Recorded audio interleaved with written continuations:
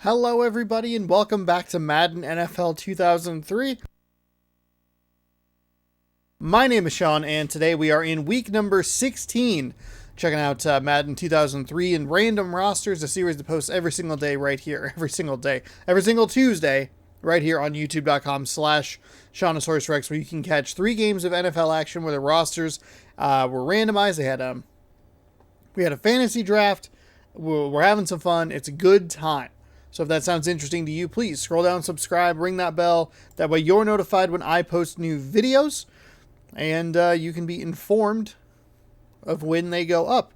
This series is nearing its end. Once we hit September, interestingly enough, that'll be 3 weeks to the end of the season, which is all the playoff weeks. Those will be 4-game weeks as opposed to the normal 3-game weeks.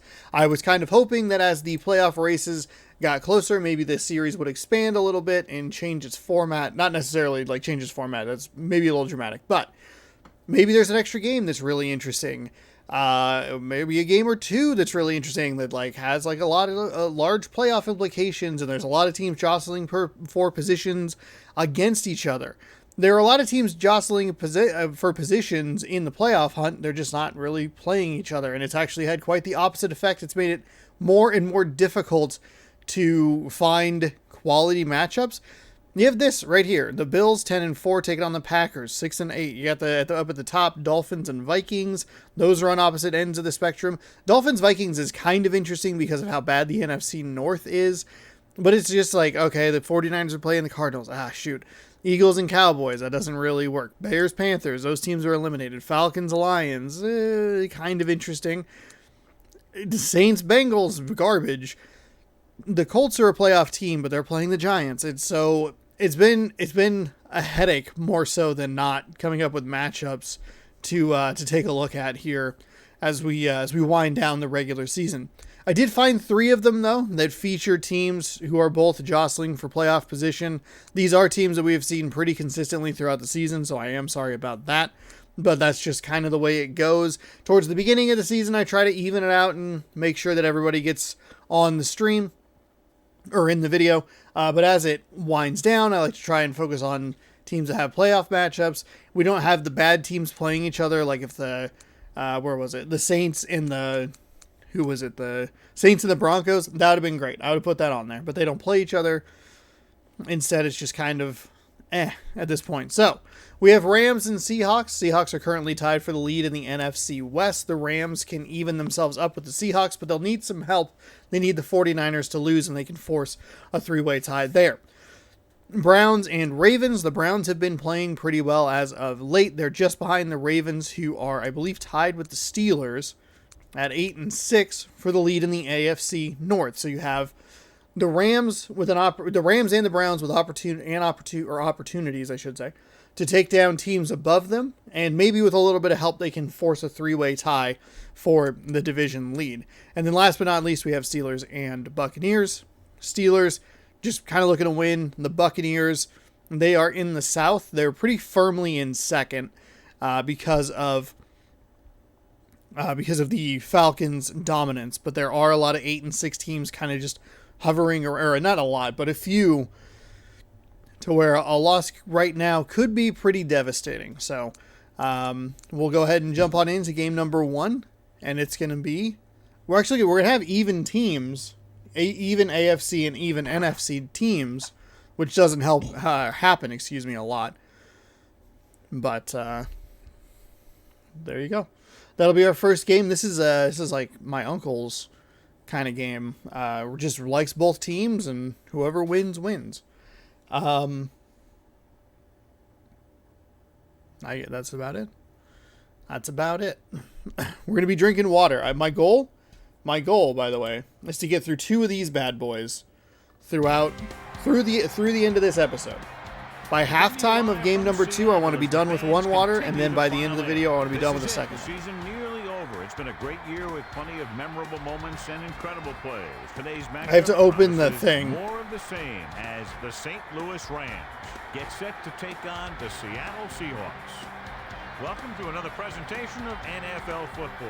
I don't remember the last time we've had St. Louis on. As always, John Madden.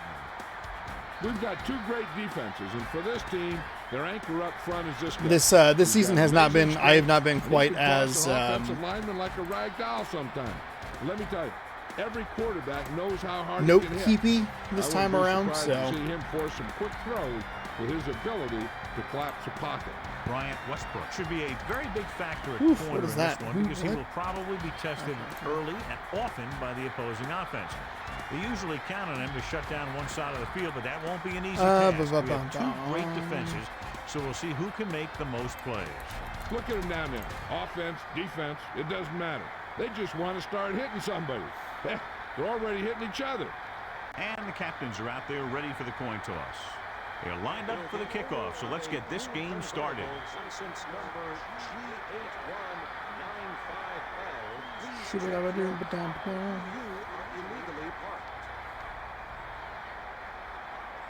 Number 9 in to kick this one off. okay. He gets the kick away. Apparently, I have to sign into Google. Check my LG Stylo 5. Ugh. The Rams take over on offense at the 21.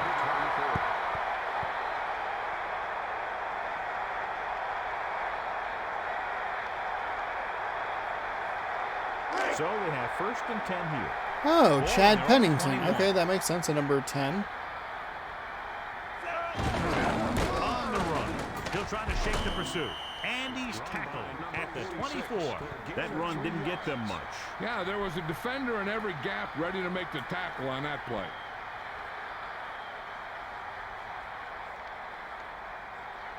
Seven yards to go. Shout out to two-step verification. The backs are Oh, lined up in an eye. why is it? What is happening? Something update? Oh, hold With on. the carry. Dark theme. Yeah, And dark he's mode. tackled Woo. at the 20s. Loss of around 2. All right. What is happening? Okay. More display. And they'll face a long 3rd down here.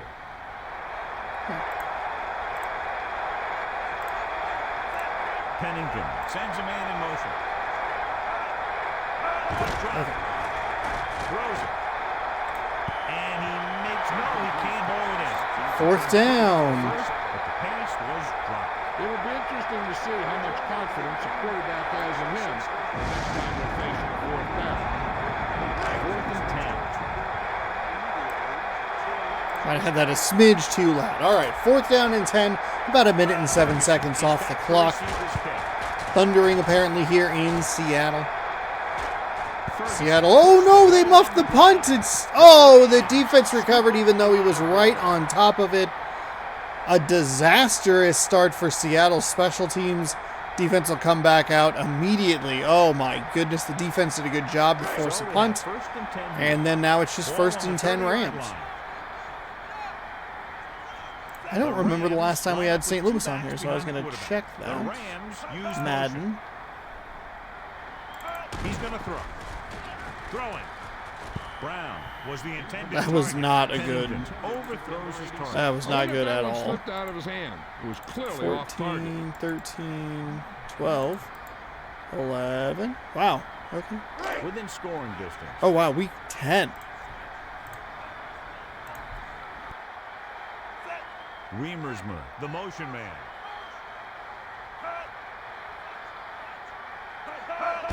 Receives the toss. Okay, everybody calm down. Calm down. It was okay. It's okay. It's all right. It's just me logging in on my laptop that I use every single day.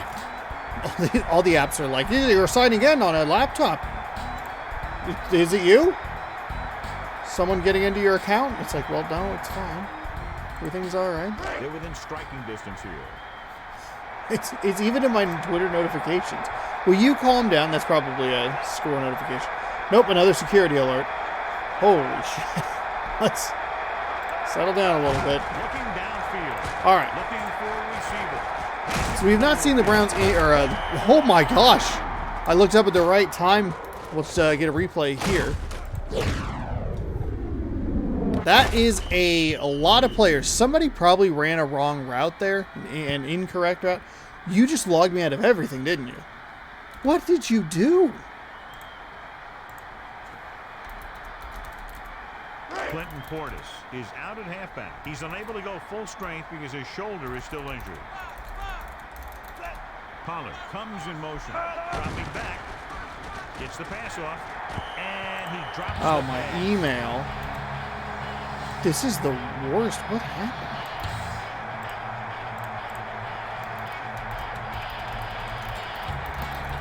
Second and 10.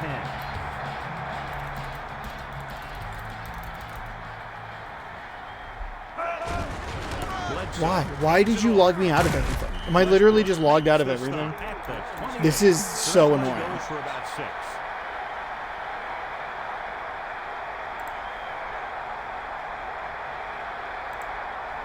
About 4 to go. Yeah, you sure did. God dang it. Bledsoe. What the with 3 wide flub? receivers.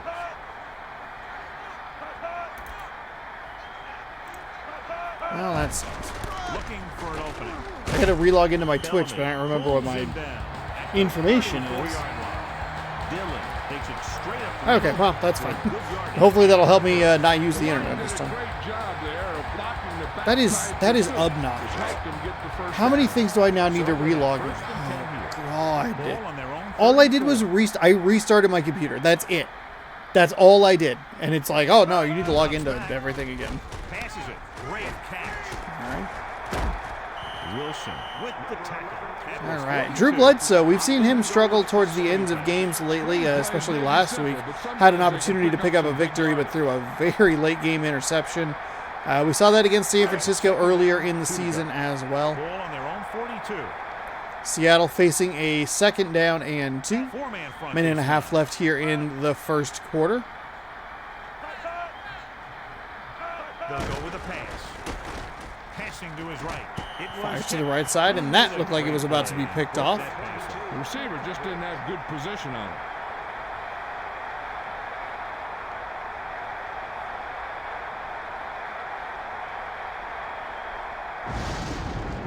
About 2 to go. Ball on their own 42.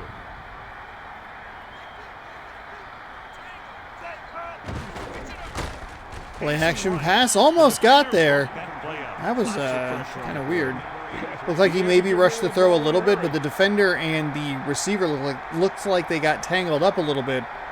It's an incomplete pass, so 4th down coming up for Seattle in a defensive first quarter. 1, 2, 3 to go on the clock. Okay, now I'm annoyed because I don't. Number 9 will come into this game. I just want to log into Twitch. Lines up deep for the punt return. And he waves for the fair catch. Give the defense a lot of credit on that last possession as they were able to force the interception. Let's see what happens this time. So they have 1st and 10 here.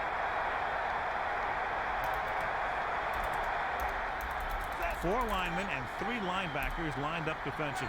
Man in motion.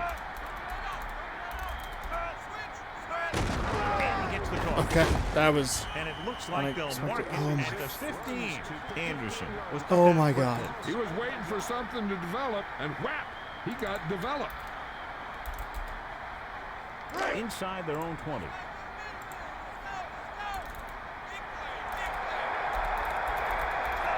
Oh, comes in motion.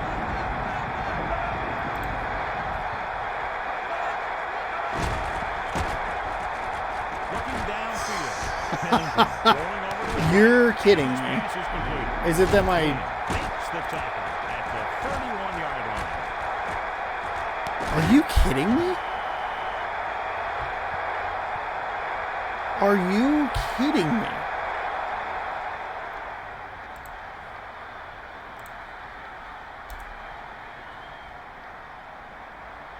I don't know. I know my username.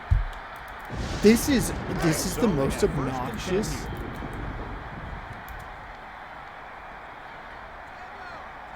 Trouble logging in. I don't even need. Okay, just give me. Anderson looking for room. Wynn with the stop at the 33-yard line. Not much on that play. Yeah, you talk about a defensive line winning the battle, and this is what you mean. The running back gets to the line, and there's nowhere to go after that. At the end of the first quarter, it's knotted up. Seattle, 0. St. Louis, 0.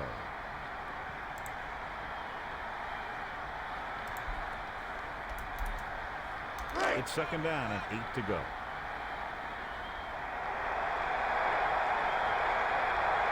Four linemen and 3 linebackers lined up defensively. Looking to pass. Oh, this is obnoxious. Pennington passes it right. Green records the stop at the 46.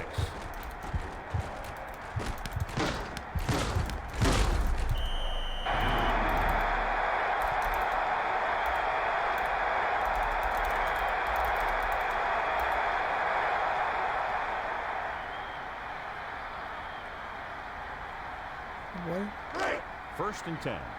Ball on their own 46.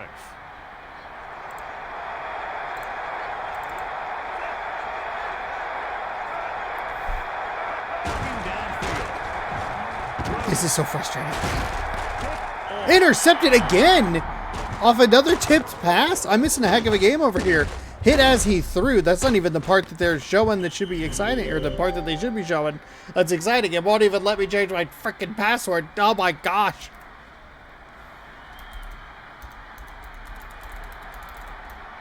It's first and 10.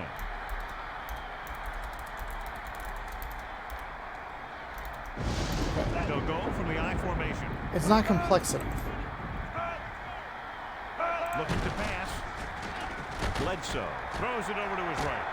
Ismail was the intended receiver. And below you can see how these two teams have done in the turnover battle. I should not be this frustrated. Don't block. Just let me use whatever friggin' password. Ball on their own 45. Like, only one man back. Looking to pass. Gets the pass off, and he finds the open man. Pickup of about 7.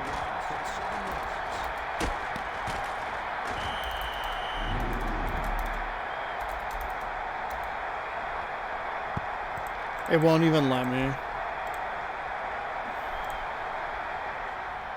Oh, this is so annoying. 2 yards to go.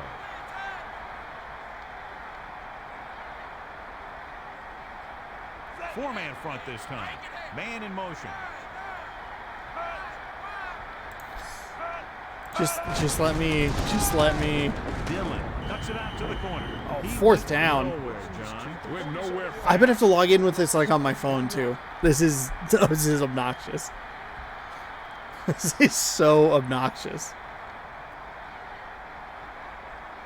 Ball at midfield.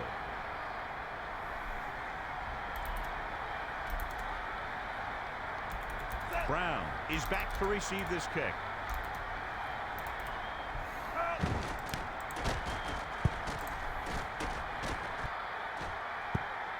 The last drive ended with an interception.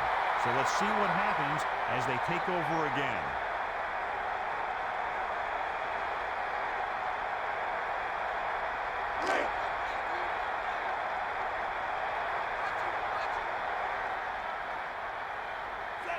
Man in motion.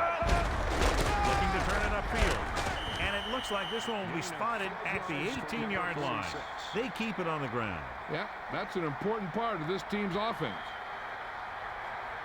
Congratulations to the person seated in second and 6 coming up here. Ball on their own 18. Anderson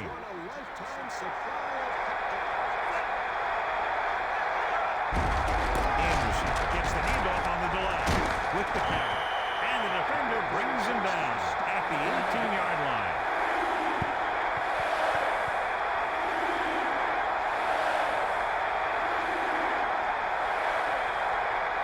It's third down and 5 to go. Ball on their own 18. Four-man front this time. Using motion. Looking to throw. Pennington throws.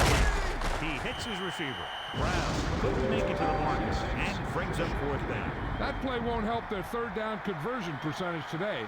I wonder what the receiver was thinking. running a route that wasn't going to put him past the first down marker anyway. 4th and 4 coming up on this play. Ball on their own 19. Number 4 is looking for a good punt here. Ferguson is back to receive this kick.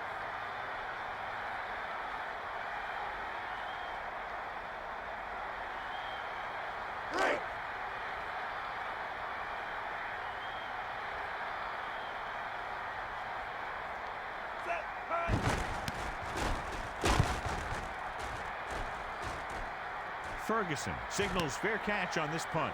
Ferguson saw them closing in fast, so he signaled for the fair catch. He did the right thing, concentrated and caught the ball. Until it can get closer, I have no idea what the password is, and I cannot figure out one complex enough for it to allow me into Twitch. This is unbelievably infuriating. I have no idea, one, why I can't log in with like the password that this should like have memorized. I don't have the password like saved. That's so weird. Sometimes a defender will go for whatever they can get their hands on. The problem is that time he got masked in the process. Since the defense knows, but I can't figure out what the password is at in the first place. But I can't figure out anything that's like complex enough. Why did you reset everything, computer? I don't understand what happened. I literally was using it this morning. I uploaded all my normal stuff, whatever, and then I restarted it just to like give it like a fresh reboot because I like to do that before I record videos, and then it just is like it just logs me out of like literally anything. I'm so irritated. It's that really annoying thing where like one thing like went wrong and it's in my brain that I need to like fix it and figure it out, and I hate that I can't figure it out. It's so annoying because I should already have it. That should have been that felt like it should have been a touchdown, and then kind of looked like it maybe should have been an interception. Into triple coverage, not a great plan there. Let's go to Melissa. Good news, Al. The trainer said he did sustain an injury, but it doesn't appear to be anything serious. His return is probable. Melissa, thanks for the update. Sounds like he'll be back very soon. I don't know that I even have. And it looks like this one will be spotted back before. I am absolutely. I am befuddled. I am so confused. And he makes he can't hold it. Williams just dropped that pass. It's frustrating. This is so irritating. Make a great one-handed catch and then drop the easy one. Just let me log in, please. The time they'll call for a play pass, so they need to play discipline, not to bite too hard. 4 linemen and 3 linebackers lined up defensively. He's looking to pass with the throw. Picked off. It's intercepted. Oh no! He threw an interception in the red zone again. Oh, Drew Bledsoe. Oh my goodness. Waited, then wham. He jumped up there and just stole that pass. Remember my computer for 30 days. Remember for a lot longer than 30 days, please. Hey, please.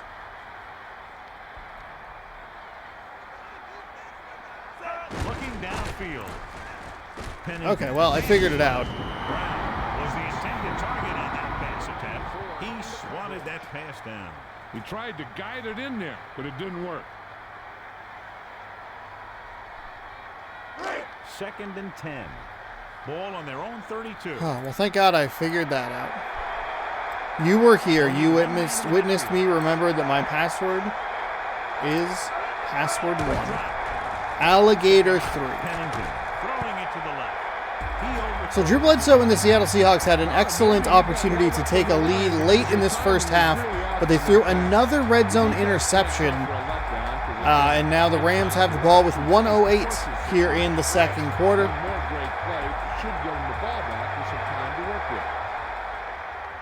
Good news is I don't have to like relog into a bunch of whatever it's called. Devices and stuff. Devices. Short throw. Great catch. 4th down. Timeout, Seattle. Cole couldn't find a way to get past the Oop. marker. Bumped the microphone. Sorry, controller. Aware of where that marker is. There's no excuse for running a route that doesn't take you beyond it. Number 4 is just about ready to punt this one away. Ferguson will be looking to give his team good field position here. Ferguson fields. Oh, Ferguson with a nice move off the first guy, bounces off another one. They'll do a better job, I think, of protecting the ball. Not great commentator. Oh my goodness. Words, hello, please. Sean, learn how to talk. That was an excellent run back. A terrific first move, got around a defender, bounced off a collision there. It looked like he ran just into his own blocker, with a man in motion, but was able to get around, and they have a pretty good field position with 51 seconds to go. Bledsoe almost threw another interception. Terrific defense by the Rams back end there. Just kind of sounds like I'm complimenting the Rams behind. Excellent defense. The Rams swooped in with its butt, deflected the ball away. I'm talking about literally the actual Ram. Ball on their own 44. 4 linemen and 3 linebackers lined up defensively. Using motion.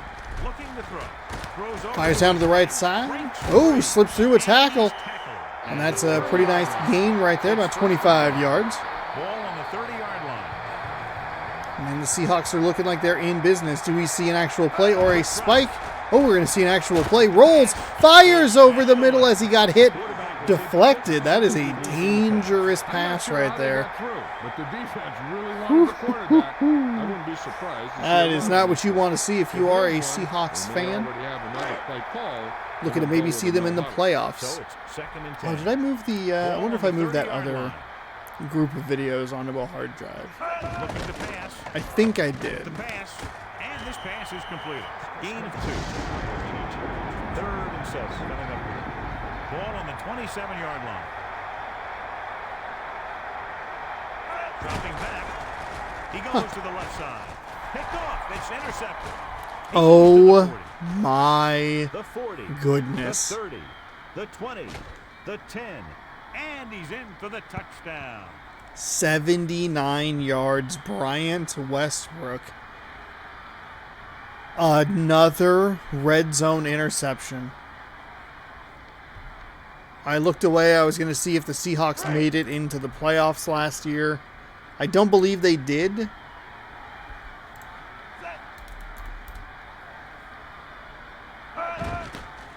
And it's on its way. Kick is away, and it's good. So Seattle is knocked on the door a couple of times, come away empty-handed. The St. Louis Rams have had better success with Seattle in the red zone than the Seahawks have. My goodness. Oh, what I wanted to do was... Vanderjagt is back and ready to put this one in the air. He sends this one toward the end zone. Ferguson fields it cleanly. Ferguson with not a terrible run back.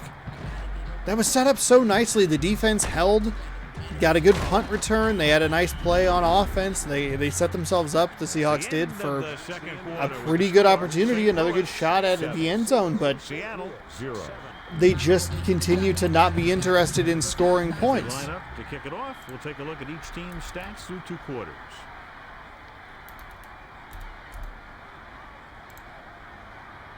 Get overran. Okay. Vanderjagt in to kick this one off. Let's see. He sends it off. Trying to give them good field position. Oh my goodness. The Seahawks will start the drive from the 24. This is episode number 36 of Random Roster. Have an update for us? Well, Al, the Seahawks coach Been a Tuesday thing for, I want to say, like all year. Oh, all the way back to December 7th. Interesting. Interesting. Okay. That was Melissa Stark with the sideline report. Wild card and then divisional. Short throw, and he hits his target. Oh, the Seahawks were in the playoffs last time. 28-yard line. Ball carrier to make his 4th stop of Oh, they made it to the divisional round. And I know that they didn't make it out of the divisional round because the Raiders were the Super Bowl champion last season.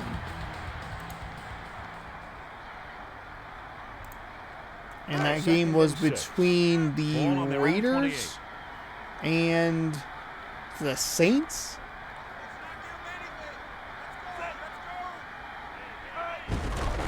I'll have to go back to that old thumbnail style for the...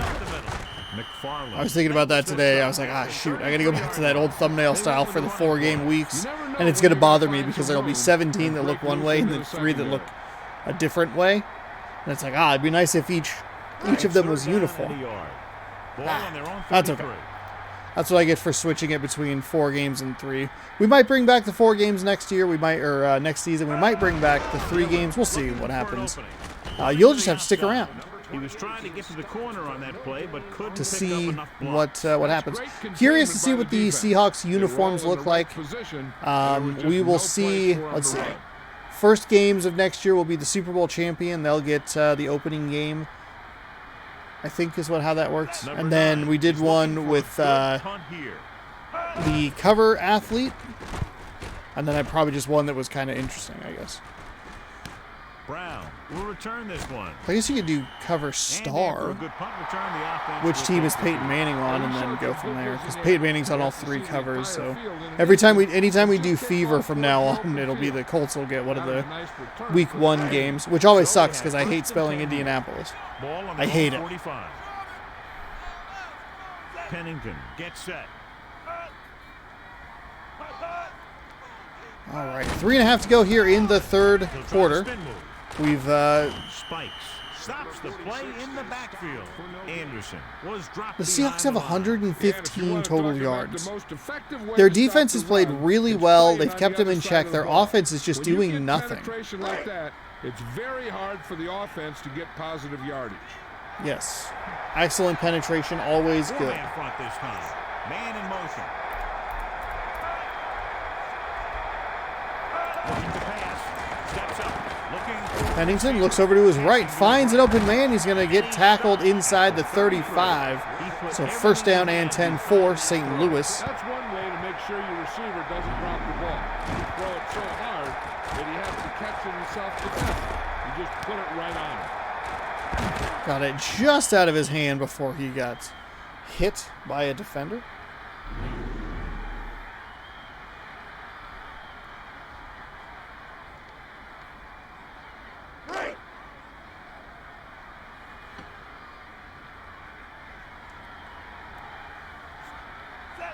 Using motion.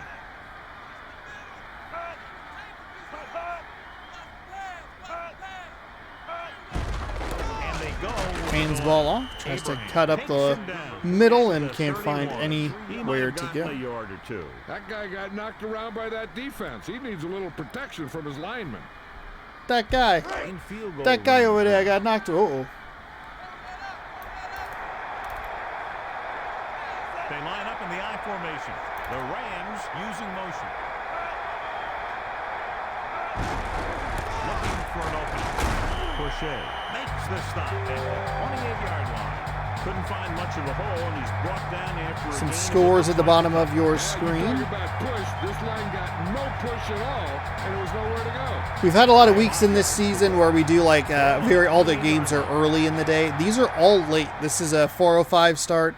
One of them's a Monday game. I think the other one's like a 4:05 start as well, or 1:05 if you're on the West Coast, which is where I am. Didn't get enough for the first. That kind of thing always makes me shake my head. What was the guy thinking? A short pass reception like what was the guy thinking? I would like to shout out. I played a little bit of the Madden 23 trial. What's it called? The franchise mode still is like baffling in some of its decisions. You can't watch other games, but you can still dictate the outcome. You can just say force visitor win or force home win or whatever. That's weird. I'd love to just watch the games and do random rosters in the most like recent Madden. I think that'd be kind of fun. And you can't. Oh, what was the other thing? Well, you can't do that, which sucks. He kicks it off. The return. There was something else I was going to complain about, but I forget what it was. The Seahawks take over on offense at the 21-yard line. Maybe that was it. Anyway, oh, you also can't like control more than one team, which sucks to like kind of counter that to where you could watch all the games. It's weird. Maybe if you do it, maybe there's a way to do it if you do it like online or something. I don't know. I'm sure there's some stupidly complex way that I shouldn't look into. But so the franchise mode is a little frustrating with how it works. I accidentally put myself on all Madden difficulty for some reason.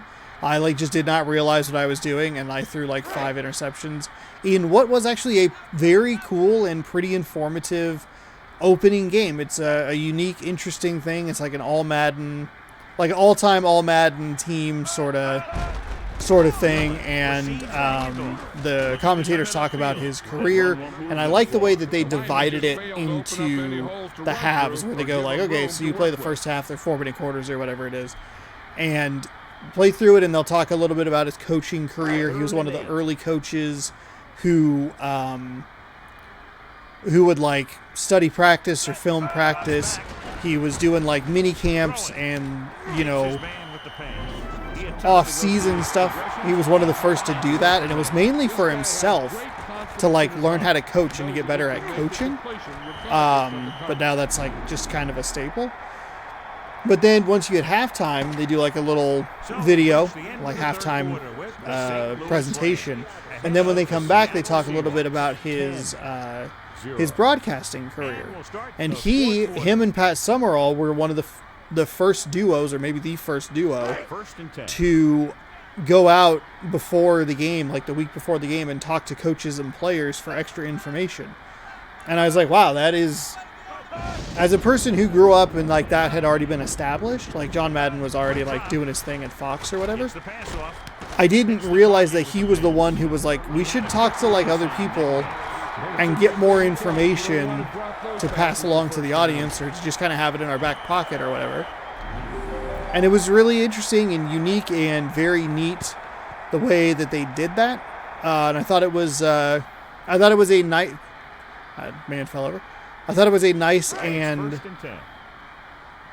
honestly pretty touching tribute to two of the bigger pieces that he really influenced in more of the modern day stuff. The gameplay's fine. I don't love the new passing mechanics. I don't think they're very interesting. It just seems like you're kind of doing like a little bit too much. But that's just me. So I just kind of went with the classic passing. Not that it really made much of a difference because I got my teeth kicked in. I missed an extra point because the kicking system was weird. Oh, that's a touchdown. Seattle getting on the board late in this one. Drew Bledsoe's thrown some terrible interceptions, but somehow threads the double coverage for that touchdown, and they'll pull within 3 if this extra point is good. Created some opportunity and has grabbed the momentum.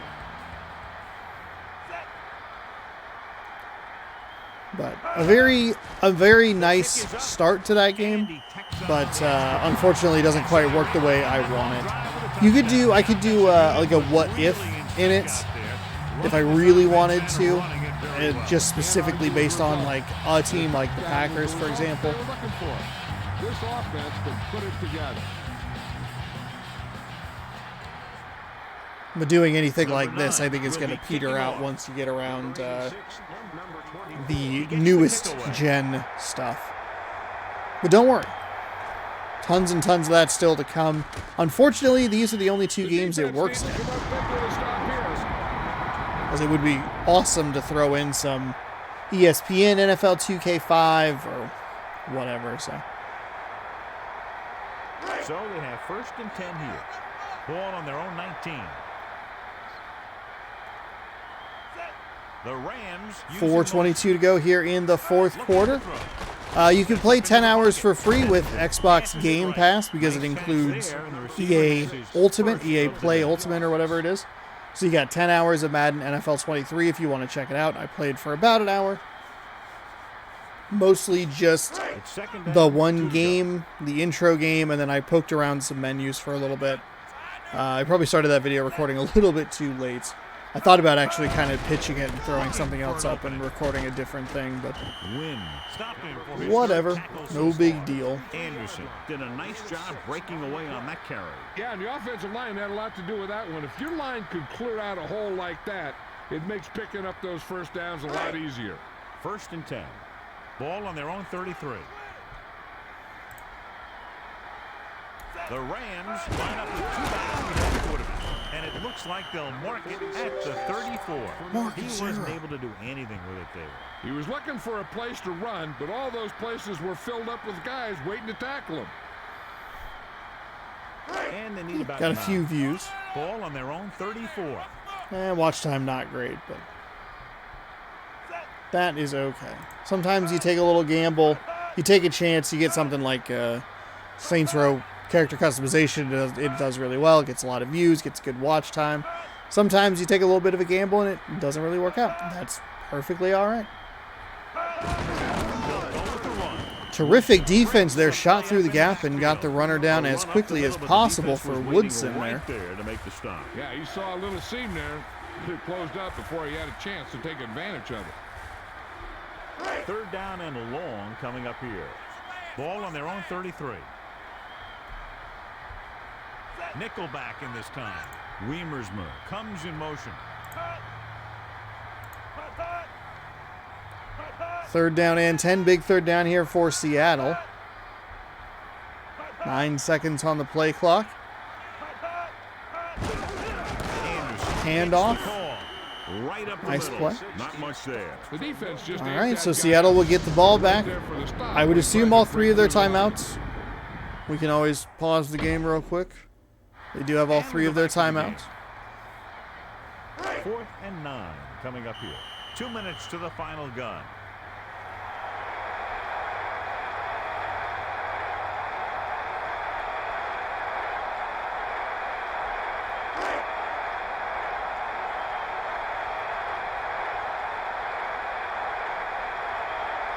Number 4 is looking for a good punt here.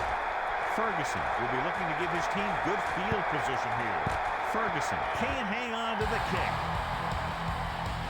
That is the 2nd muffed punt we have seen today. Seattle should be winning this game. Be the guy making this thing happen. Those interceptions have been devastating. One of them returned for a touchdown right before the half. Move them down the field quickly and avoid 3rd and longs. They'll have a chance to at least tie this thing. Bledsoe with the throw. Oh my goodness, another big hit. Hole in the secondary, and the quarterback found him with the pass. The defense I don't know why I said big hit. Another tough completion there. There's still time left as they try to get into field goal range. But you would St. think Louis most of forced the to take a defense timeout will go because to of the injury. They'll go from the I formation. Pollard, the man in motion. Back to pass. Looking, fires over to the left side. Couldn't get out of that tackle. It'll be 2nd down.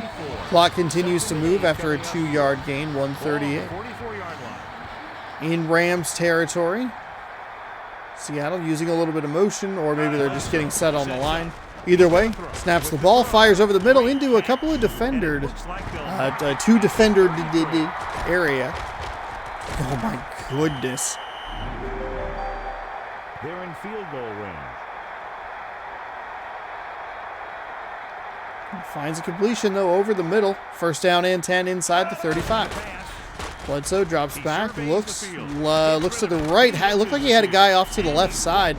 I love the little just out routes by a running back. You just kind of run to the flat and then go straight up. I think he might have had a step or 2. Melissa, do you have an update for us?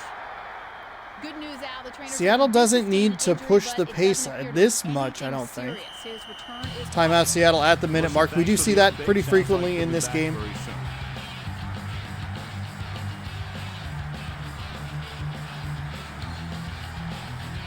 Within scoring distance.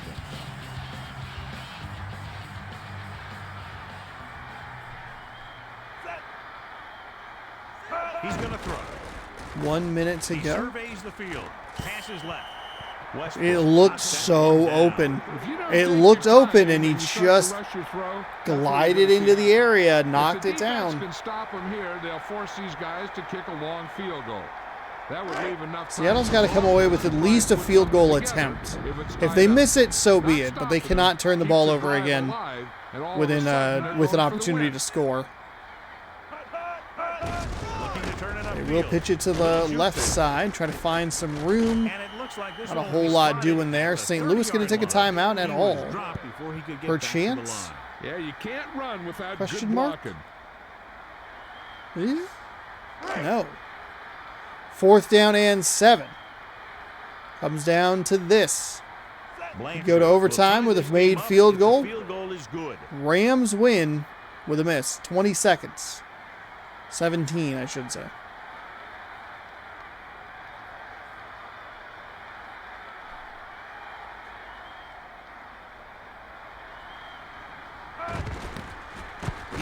A lot of time left on that clock. We got a penalty marker down. The kick is good. Oh, we have a hold. Oh, no. A hold on Seattle is going to force a re-kick.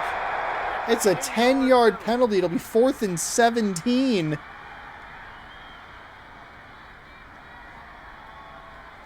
Oh, my goodness, Seattle. And they got knocked out of field goal range, so 4th down and 17. This is the 6th play of this drive. Dropping back, Bledsoe sends the pass. Oh, he finds a receiver. He's down. Timeout Seattle, but 7 ticks. 7 ticks on the clock. A 4th and 17 conversion. Oh, my goodness. See the kicker now on what could be the last play of the game. You got to love a game that comes down to the end. If they try the field goal, the defense has to go back for that block. They can't run into the kicker. Blanchard can tie this game up if he can put it through. And it's on its way, and so that kick is good. Whew. That's a dramatic way to get those 3 points, but they do indeed get 3 points. 10-10 with 3 seconds to go.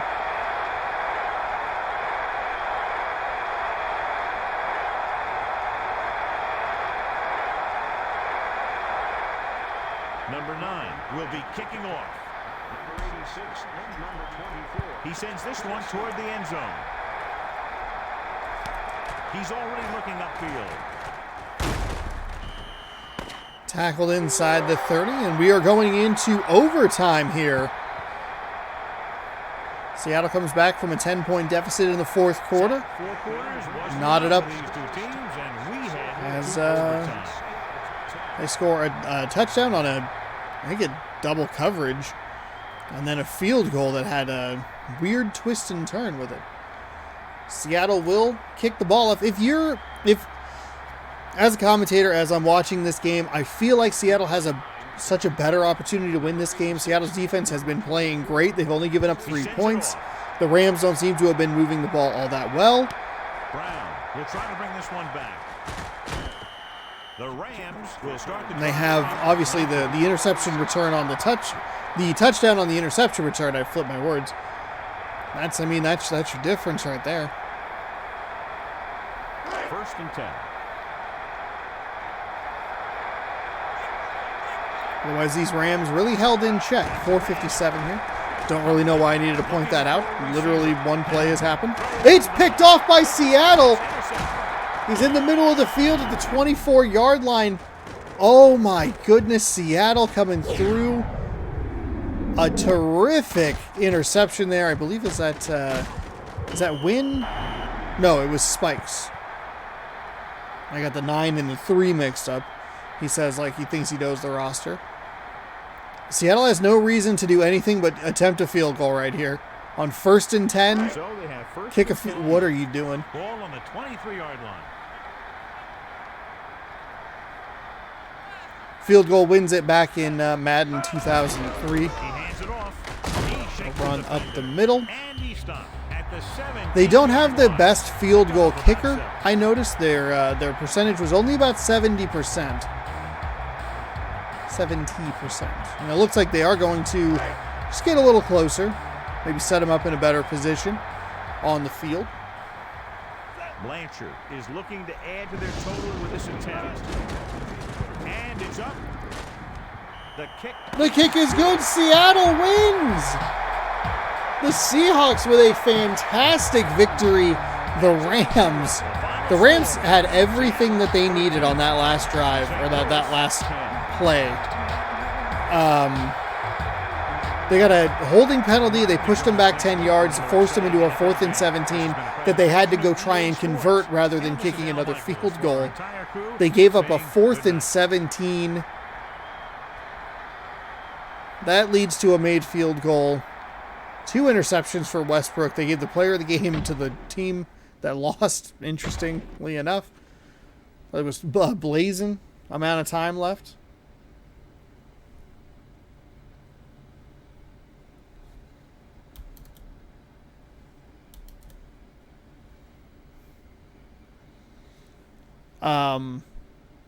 Wow.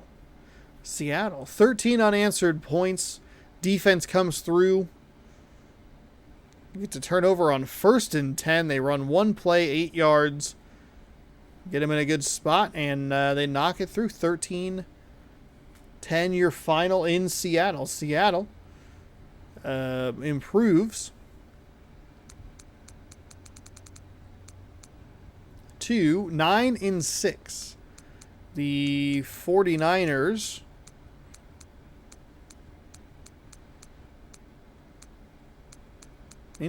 also improved to 9-6. Ravens and the Browns are the next game up, and then we'll go down to Tampa Bay and check out the Buccaneers taking on the Steelers right here. So stick around if that sounds interesting. Thanks so much for hanging out. Hopefully you're enjoying it. We have a few more weeks of this. So if you're having a good time, be sure to scroll down, subscribe, ring that bell. Do all that good stuff.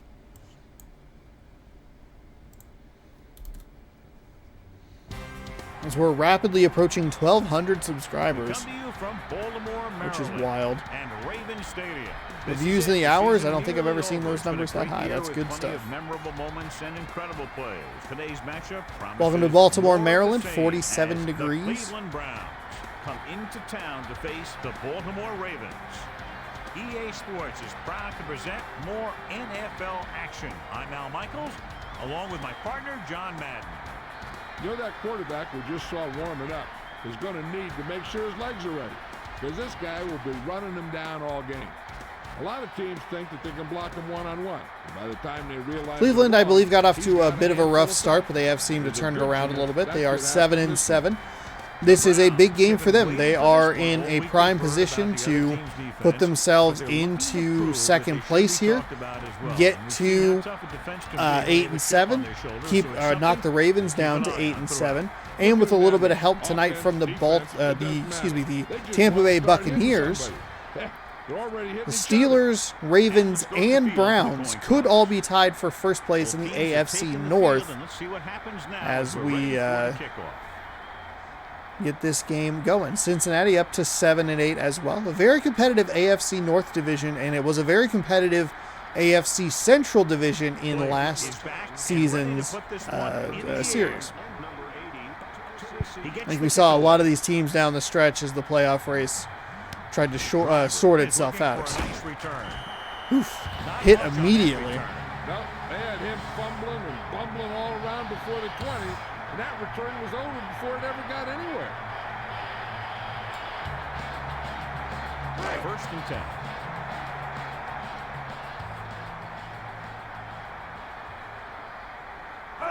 Drop. McMahon? Oh, almost threw an interception right off the bat. That is not good. That's what we call bad. He can't catch it when you knock it down. Forgot to put my camera back on. It's 2nd down and 10 to go. Coming up maybe a little bit later today or tomorrow, Saints Row. Going to start doing that. Try and play some co-op. We'll see what happens. I think a little bit later in the week we're going to check out Midnight Fight Train, which is available on Xbox Game Pass. I forgot about that game actually. Then I was reminded as I was looking out at the releases. face a long Check third out down true here. achievements. Ball on their own 19.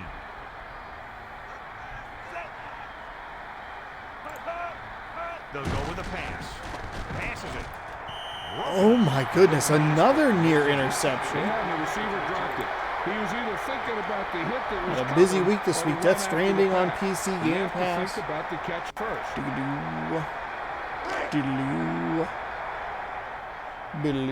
Midnight Fight Express is out Turn is just on. about ready to punt this one away.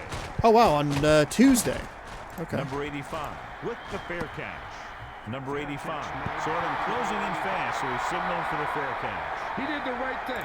It was a cool looking trailer. What have you think. heard, Melissa? I was able to catch up with Coach Billick prior to today's game. He said that he expects to see some great plays on the field today. They've made some changes to their game plan, so that's something to watch for early on, Al. Thanks, Melissa. Dropping back. That looks like an excellent candidate for like a hey, here's an hour of this or the first 90 minutes or whatever. Saints Row, the big one coming out this week. That's out today. Very excited about it. I already have the game ready and downloaded on my Xbox.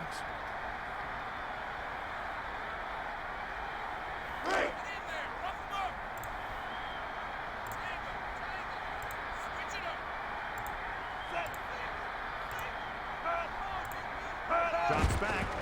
Tosses it over the middle. The defense really Tom Brady looking like he was looking for Randy Moss right there. That was a situation where the defensive line made the job easy for the defensive backs.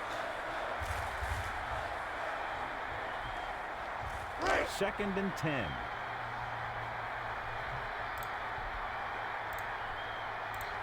And it looks like an offset on. Quick drop. Drops back to pass, rolls, fires down the left side. Oh, we could not bring it in. I think the quarterback just let that one get away.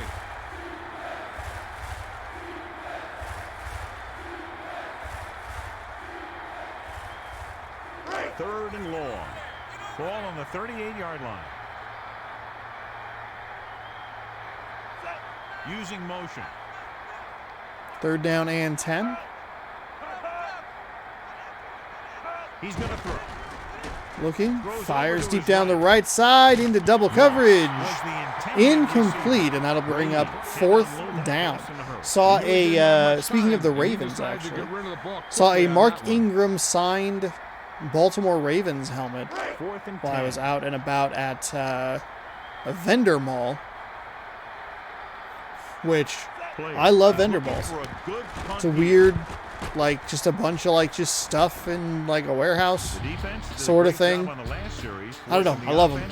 It was fantastic. We spent I think 5 hours between two of the vendor malls. I kept walking up and down the aisles, just being like, this would have been such a good thing to vlog. This would have been so great to like just walk around with the camera, put the pieces together, cut it down a little bit, maybe here and there. Maybe just like an IRL stream style thing. Steps up with the throw. He finds his man. How did he find that completion? As he got hit, he let the ball go into like triple coverage. That was the pass he completed. But it was interesting going through all the vendor malls because, or all the vendor stalls, I should say, because like everybody has like their style and what they want to sell, and it's like, okay, I have, you know, some people have like, oh hey, here's old Happy Meal toys. Some people are like, oh, I do clothing, custom clothing, or my own line of clothing sort of thing, or more like nerdy stuff. That's we saw one vendor area that was just basically all Funko Pops. We saw a lot of like kind of just older stuff that looked a little more like a garage sale sort of thing, where someone was like, look, I can pay $60 a month and hopefully someone will buy these old tools, just kind of unload it, at least it's out of the house sort of situation, because I'm tired of looking at it. But there were so many vendor stalls that had their like theme or style or whatever they wanted to do, and then just like an oddball smattering of like DVDs that they were like, okay, I found this sack of crap that I'm just going to go ahead and throw in here and someone will maybe hopefully buy it. It was very funny to me. One of them was like very obviously just stuff that when their kids were little. Smith gets the toss. There was like a plastic bag of, Darius like a Ziploc bag of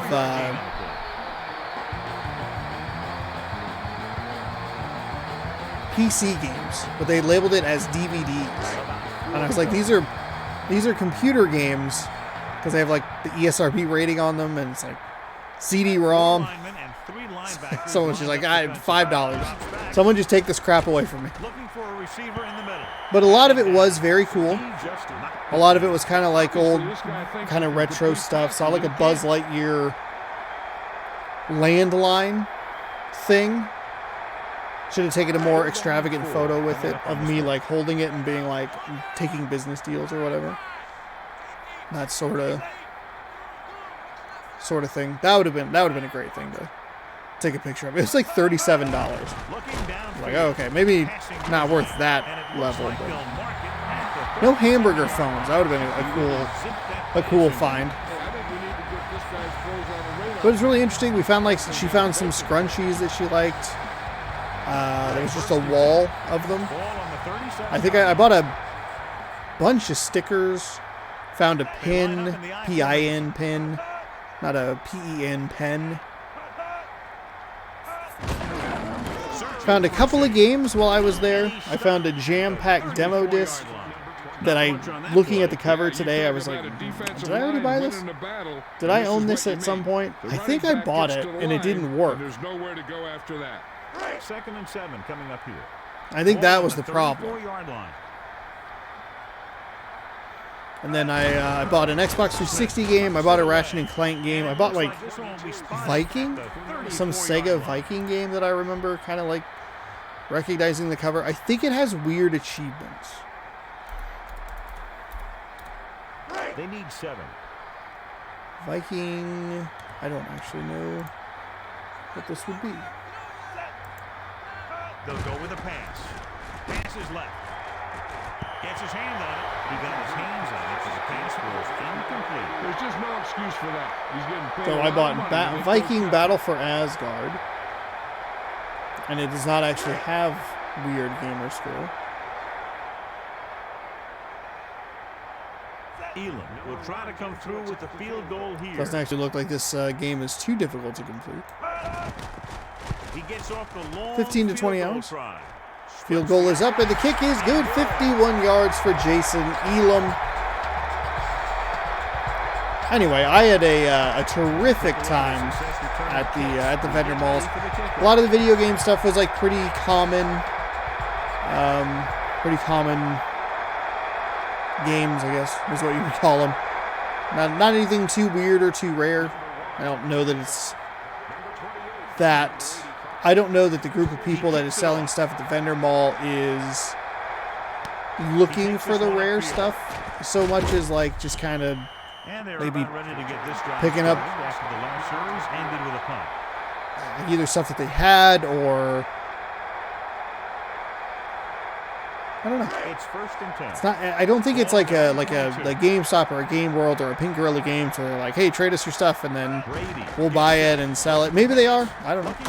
That'd be kind of interesting to try and do that at the vendor mall rather than like an actual storefront. But it is a lot cheaper to do that through a vendor mall. If you could do that and kind of build that way, that could be an interesting route to go. I have a game store inside the vendor mall. Come trade me your stuff.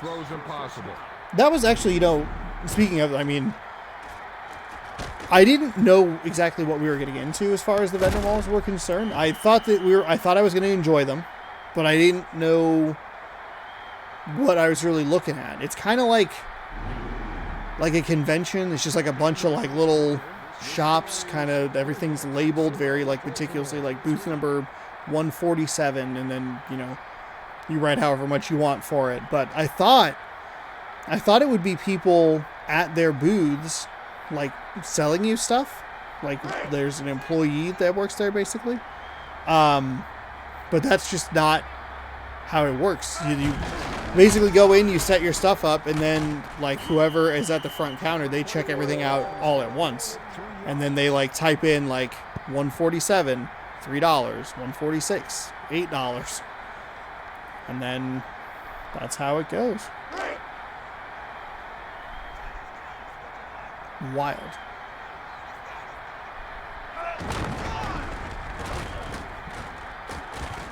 But very neat. I'm looking forward to going back. They did have some, like, some of the Funko Pops were pretty cool. One of them I think would be okay, might be okay with like a filming situation because it seems like it's a little more like local. The other one does not seem like it would be okay with it at all because they are very restrictive on the bag size that they would let in. So getting any sort of footage in that as the ball is off his hands and still complete. We apparently have lost John Madden and Al Michaels. Being told they are taking a restroom break.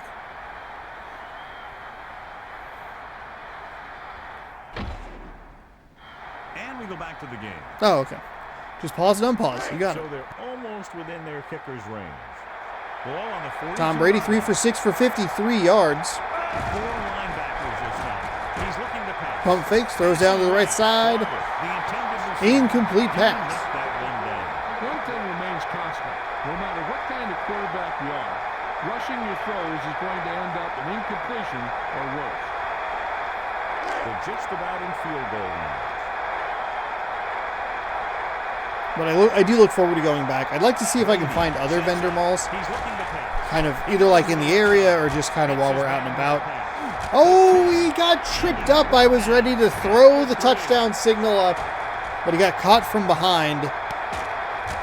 Those would be really cool to go check out in like in a different area. Maybe there are vendor malls somewhere where we're traveling or something like that to take a look at. Could be kind of fun. I actually should look that up. First down and goal to go. But we'll see. We will see. Oh, a pitch out to the right side. Pretty well blocked, but a terrific defensive play.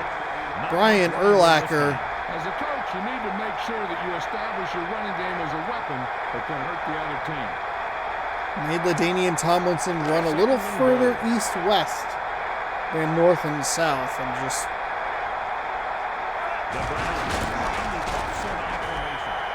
stretched it out enough to be able to make a tackle there. Another run. Nothing doing there. Looks like they have Joey Porter and Brian Urlacher.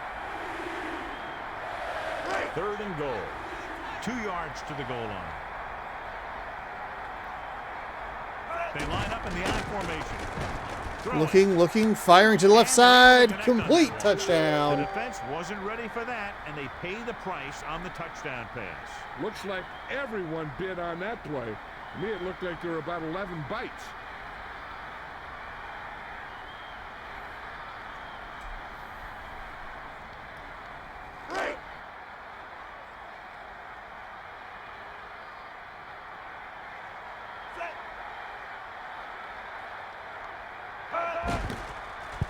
It's up, and the extra point is good. And so 7-3 on a 3-minute drive, 10 plays, 78 yards, 1 yard pass from Brady to Jackson. Makes it 7-3 Cleveland.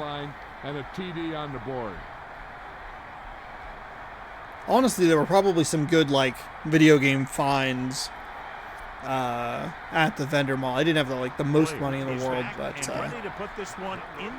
there's probably some good stuff in there, kind of maybe buried a little bit more, but I would assume that if anyone really knew about it that was like into collecting or anything, I would guess that it was pretty largely picked over.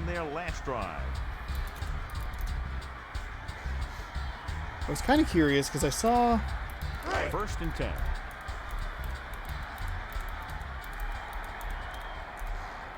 Final Fantasy Chronicles, I believe.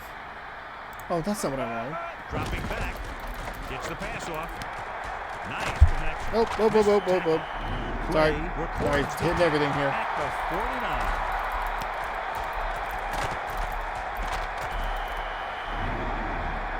Final Fantasy Chronicles for the PlayStation.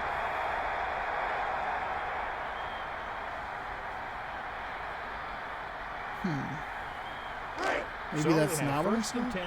Either I saw Final Fantasy Chronicles for $10 under what it's kind of going for. I guess this is Black Label. Hold on. It's 1st and 10. Okay, never mind. I guess it was pretty on the. It was on par. Okay, never mind. 2 minutes left in the quarter. Smith looking for room. And the defender brings him down. That would be the interesting thing to kind of look at and go like, oh, are there any games that I can get like a deal on? Or I saw a Japanese copy of Super Mario Sunshine for the GameCube. That was pretty unique, pretty interesting. I mean, that was, you know, that's what I'm there for. I'm there to see what all is happening, but.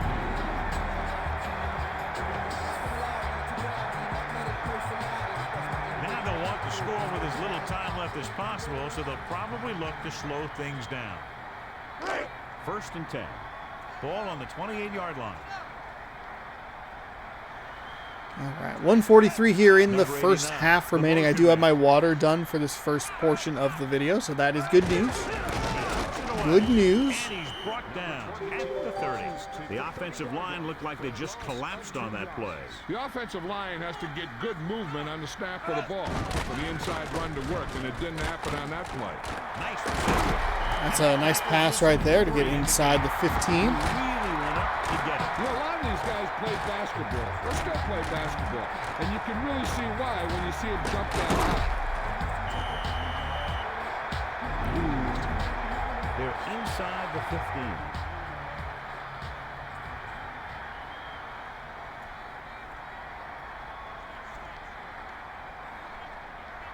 He's looking to pass.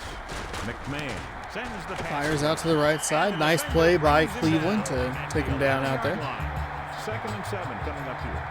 Ball on the 11-yard line. Timeout. Ball by the offense. 2 timeouts remain. Here's where the defense needs to make a big play. Maybe they bring some heat with a blitz, or they change up the cover. That way they can force the offense into making a mistake and keep him from getting any points before the half. Smith, the lone setback. Man in motion. He gets the carry.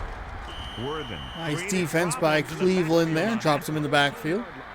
3rd down coming up. Baltimore, they have 1 timeout remaining. Down inside the 15.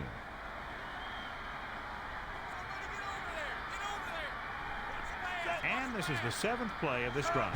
Dropping back. Gets rid of it. The pass Fires into the end zone, but it's picked off by Cleveland. Inside of a minute to go, and they're going to hit it with a 15-yard face mask. Wonder how many of those Emmitt Smith had in his career, but we saw one right now. Number 22. Emmitt Smith, I don't think is going to part of the game plan. play much of a factor in this. The ball downfield, As and I'm sure with were some of his later seasons. It's 1st and 10. Ball on their own 21.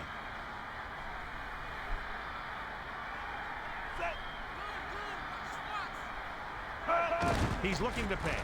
He's looking. Brady sends the pass away. Fires over to Moss. Griffith stops him at the 29-yard line. He really lets it fly. When you have a guy with a quick release like this, it can really frustrate the pass rush. Seems like he always gets rid of it just before they can get to him. 2 yards to go. Ball on their own 29.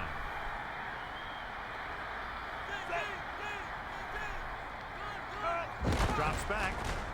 Passing to his left. Fires over the middle. Finds another receiver. 2nd and 2 is a conversion for a 1st and 10. 32-9. Very weird score. But he can also guide it in there with some touch if he needs to.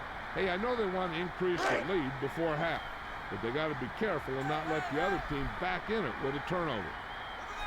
From the gun. They'll go with a pass. With the pass. Pass to Moss. Finds him again. Moss holds on to the pass thrown over his head. This receiver has great body control. It doesn't seem to matter where it's thrown. He always seems to come up with it.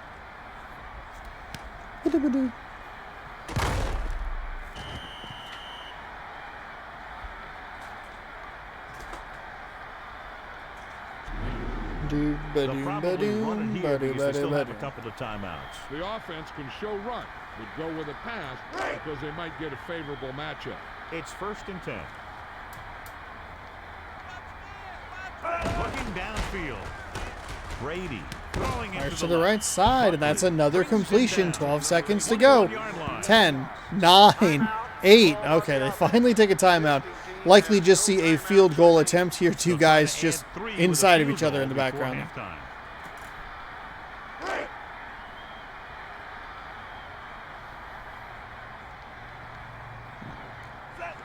6 in to attempt the field goal. And it's on its way. Kick is away, and the kick is good. 5-play, 58-yard drive, 46 seconds, results in 3. Cleveland doing what they need to do to try and even themselves up with at least 2nd, maybe even 1st place. We'll have to see how the Steelers perform later today. The AFC North could come down to the wire in next week's installment. 2 seconds to go here. Number 30 just kind of tapped him on the shoulder and knocked him over, and that was enough. So interestingly enough, we do have the realignment of the divisions. 8 divisions, 4 teams each, 32 teams, blah, blah, blah, blah, blah. You know it, you love it, or maybe you don't, I don't know.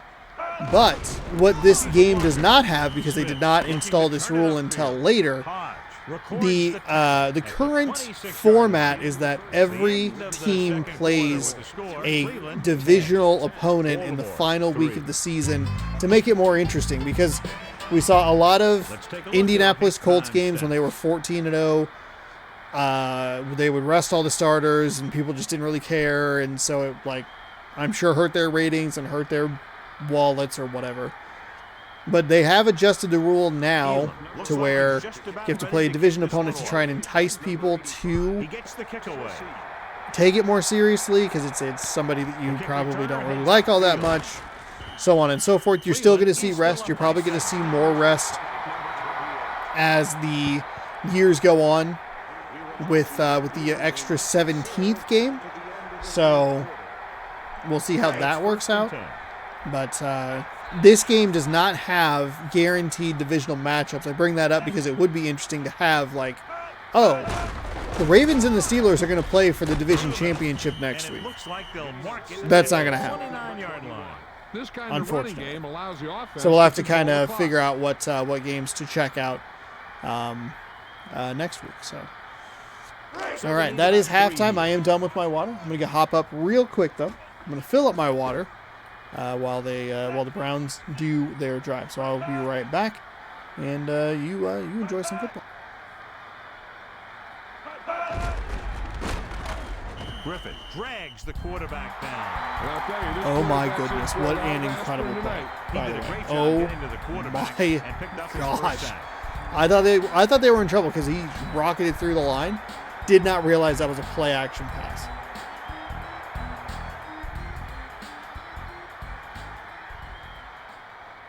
And they'll face a long 3rd down here. Ball on their own 24. Number 88, the motion man. Gets rid of it. And he's unable to make the catch on 3rd down. I tell you, when you see a guy drop a 3rd down pass, sometimes he won't get too many looks the next time around.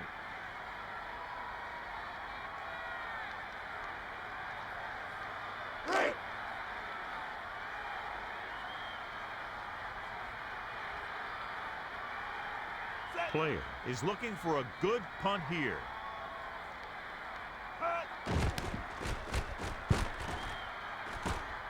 Edwards signals for the fair catch. Good coverage, and so a fair catch was called. Some of those guys won't call a fair catch no matter how close someone is. And once they try and return it, whap, the guy knocks him silly, and he calls for a fair catch the rest of the game. So they have 1st and 10 here. 4 linemen and 3 linebackers lined up defensively. Steps up into the pocket. Passes left. Evans made the stop to record his first tackle of the game.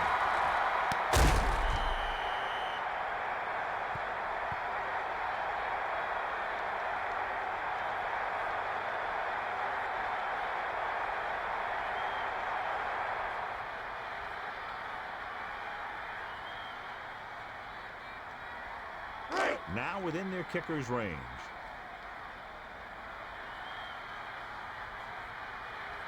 McMahon gets set. A little trickery here, and it looks like they'll mark it at the 41-yard line. So a big loss of about 7.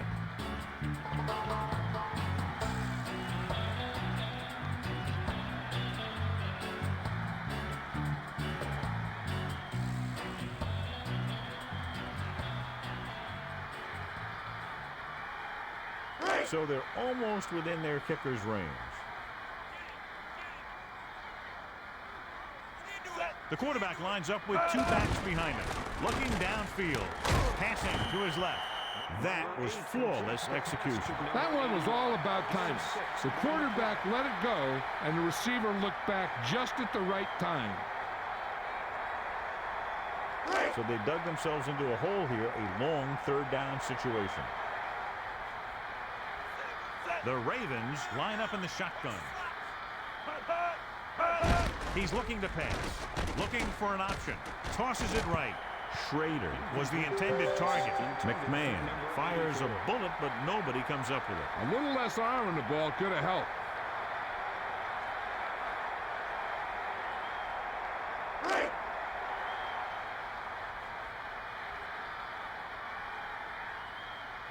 Elam leads the field goal team into the game for the attempt.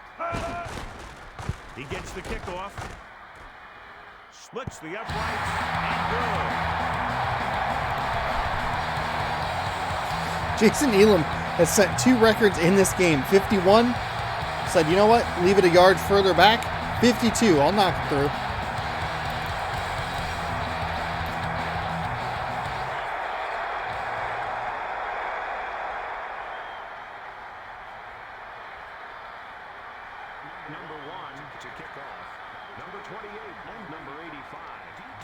He kicks it off. So 10-6 your score now. Water filled, bladder empty. Good stuff. The Browns take over on offense at the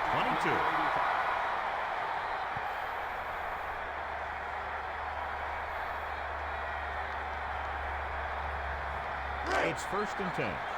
Ball on their own 22. With an extra DB, the defense is in the nickel. Quick drop. Brady passes to his left. Porter with the stop. So let's see how the Browns respond here. Very even game so far.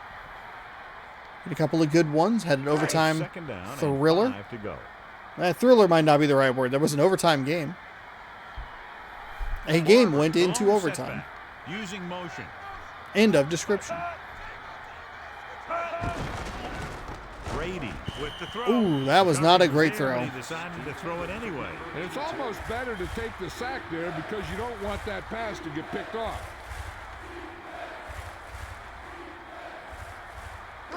Third and 5.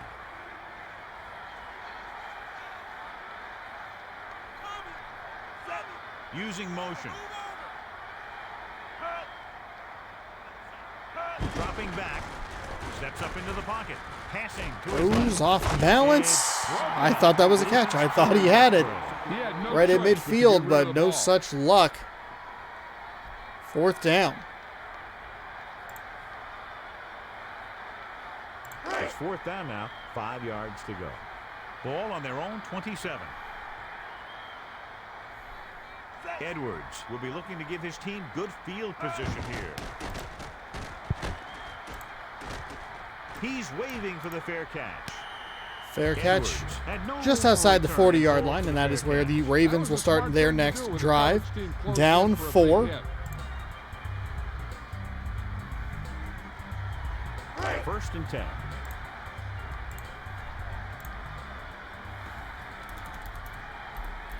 Four-man front this time. Looking to pass. With the throw. And this pass is completed. And he's brought down at the 45. Driver brings down the high throw for a first down.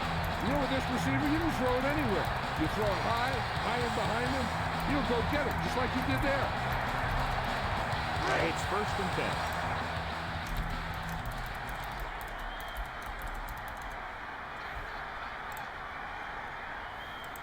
Four-man front this time.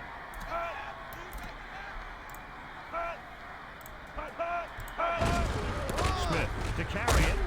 Beaker stops him at the 43. He might have gotten a yard or two. That guy got knocked around by that defense. He needs a little protection from his linemen. They're just about in field goal range. Under 30 seconds to go here in quarter number 3. McMahon gets set. He's looking to pass. Passing to his right. Hits the target with the pass. Slips a tackle. My goodness, Cleveland. Bring him to the ground if you'd like to win this game. That pass puts him over the 150-yard mark. Jason Elam on the sidelines like, go further back. I want another record.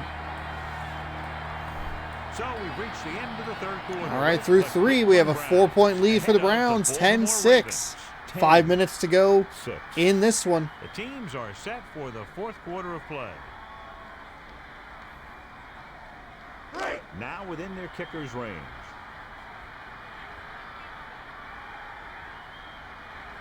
Nickelback in this time. Receives the toss. Pitches out to the left side. Nice block eat by that guy. Knocked the dude down and went in and got involved in the tackle. But there was no corner to turn. He's looking for Ravens a have corner. better time of possession, about the same number of yards, a few extra plays on offense. A 4-point deficit on the scoreboard. 4:43 to go.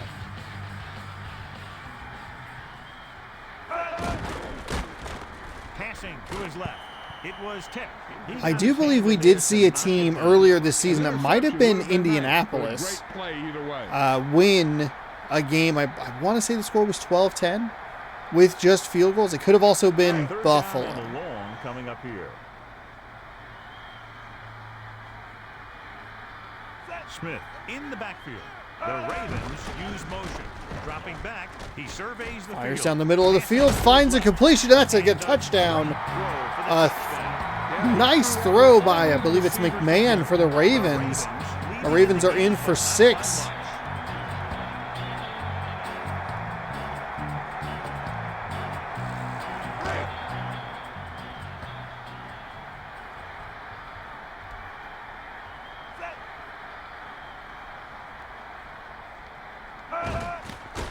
The kick is up, and he tacks on the extra point. And so the offense puts together a very nice touchdown drive. Jonathan, Jason Elam's like, that's it. The extra point's a mere, 18 yards or whatever? Just a measly. Ooh. I want to launch bombs. Elam is back and ready to put this one in the air. He sends this one toward the end zone. Kick is away. 2 yards deep from the end zone. He'll get up to the 20, to the 26, it looks like. Packers fall short by 3 to a very powerful Buffalo Bills team that has actually been on a bit of a skid lately. We had them 2 weeks in a row when we watched them lose both of those games, including one to what ended up being a third-string quarterback. I formation here for Tom Brady and the Browns. 4.5 to go in this one. Throws to the right. Not a whole lot going there. Maybe just nothing. Maybe a literal nothing. Second down. Then boom, it was gone. 2nd and 9 coming up here. Ball on their own 27. He's looking to pass. Passes it. And he finds the open man. He zipped that ball to his receiver. Yeah, that's what the receiver's first job is, to catch the ball. And once he has control of the ball, then he can look to stretch it for a big gain. So they have 1st and 10 here. Ball on their own 38. Barber gets Gets the toss. Another fourth quarter comeback for Brady in the books. Makes his 5th stop of the game. Question mark? He wasn't really that Was stopped before he could go anywhere. exciting, I because guess, those back big then. old defensive linemen pushed those big old offensive linemen backwards. I mean, obviously he had a huge rating jump, but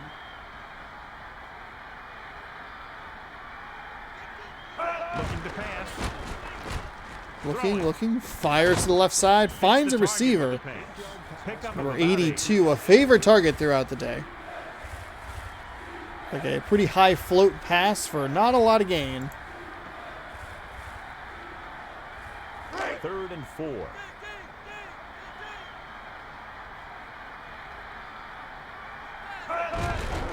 Big play in this one. He's going to run to the left side, and he will find all kinds of room. He's down the sideline. Broke out of a tackle. Brian Dawkins injured his shoulder, on the play. He was grabbing his wrist. They only have so many animations in this game. It's 1st and 10.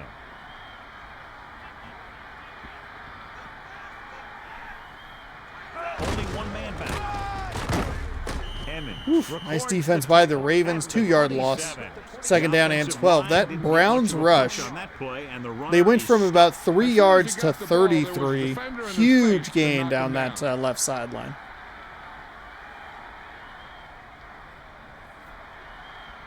Melissa, what have you heard down there? Well, Al, it doesn't look good. I spoke to the team. 2-minute warning. It's the type of injury that will take some time to heal. They're hopeful that he won't be out long, but his return is doubtful. Melissa, thanks for the update, and obviously we're very happy that it's not that serious.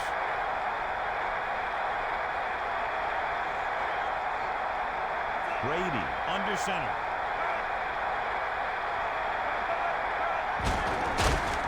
Gets the pass off. Play action pass, tipped and incomplete. I kind of shuddered. And I was like, oh no, that's not good right there.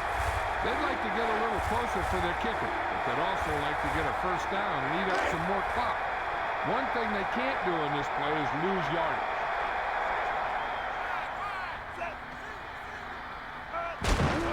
Looking for room. Trying to find a little room on 3rd and 12. They'll just run the ball. Keep that clock churning and look for the tie here. Defender in every gap ready to make the tackle on that play. 4th down. 4th and 9. Cortez 1 for 1. Long of 38 today. 21 seconds on the play clock behind my camera. They really should snap the ball at the 113 mark. That 5 seconds isn't too bad. Oh, we have another penalty on a field goal, a tying field goal. We have a roughing the kicker penalty on Brian Urlacher. Oh my goodness.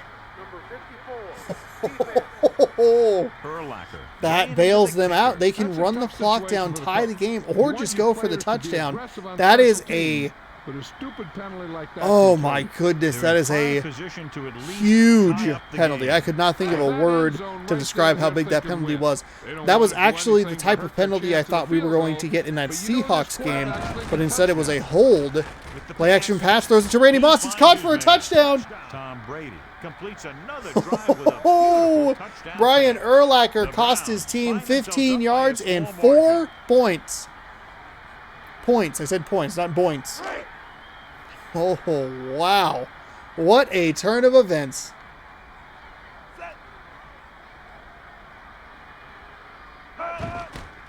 And it's on its way. The extra point attempt is good.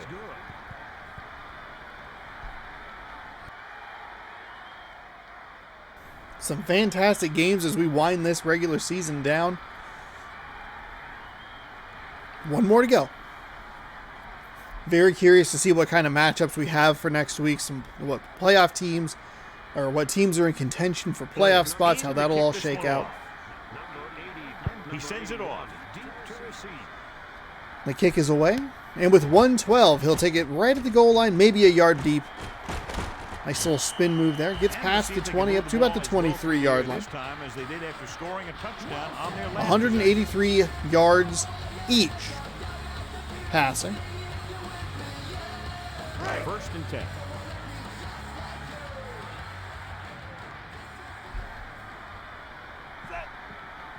Back to pass. McMahon finds a receiver in between two defenders. We have a timeout here by Cleveland because Willie Clay injured his elbow on that play. What they need here is some yards on 1st and 2nd down so they don't set themselves up with 3rd or possibly 4th and long. The whole field is open to them because there's a decent amount of time left.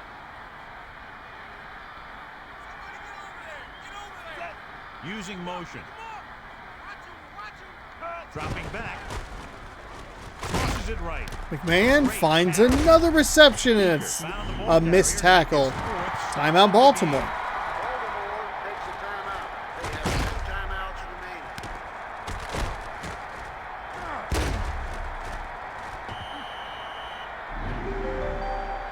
The quarterback trying to get his team closer here on 1st down. And it's every quarterback's dream to drive his team down and throw the touchdown that brings him back. I'll tell you, he wants nothing more than to do that right here. Too wrapped up in the drama of this game to even commentate. Throws to the right side. That one is incomplete. Got contacted by the defender as soon as the ball was in his hands. I do like the little detail of the grass in the face mask.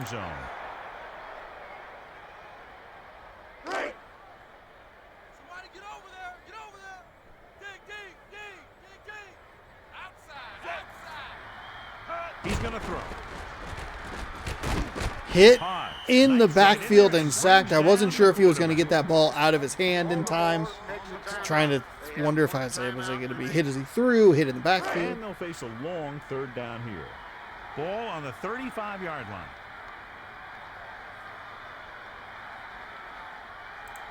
He's going to throw. Looking, firing over the middle, incomplete. 4th and 16 coming up here for the game. Pressure can really mess up the timing of a play. That pass was incomplete because the quarterback had to get rid of it before he wanted to.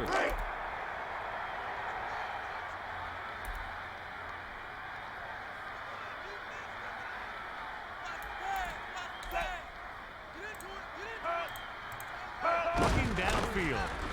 McMahon throws. It was in his hands and he dropped it.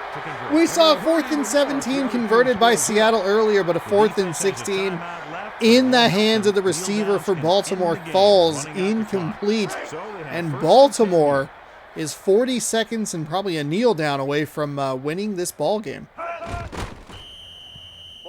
Take a knee. Baltimore will take a timeout. They only have 1 or 2 maybe.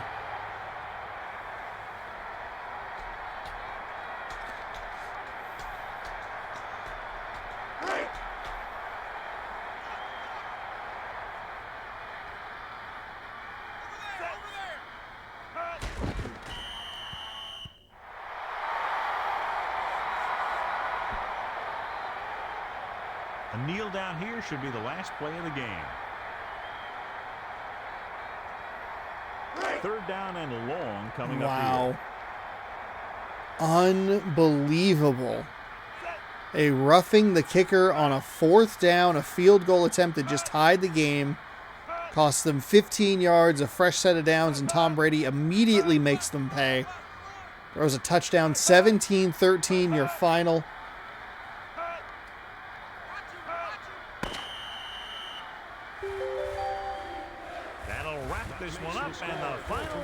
So that will not up the AFC North. A couple of teams at 8 and 7. The Steelers have yet to play. They are our final game of the afternoon, or morning or evening, whenever you're watching this. And we will see if they could win. Tom Brady, your player of the game, 2 touchdowns on 14 of 22 passing, 186 yards. And pretty stunning end to that game. Wow. That is what you want to see. Those are the games that you want to watch, he says, knowing that he got up to go to the bathroom during part of it.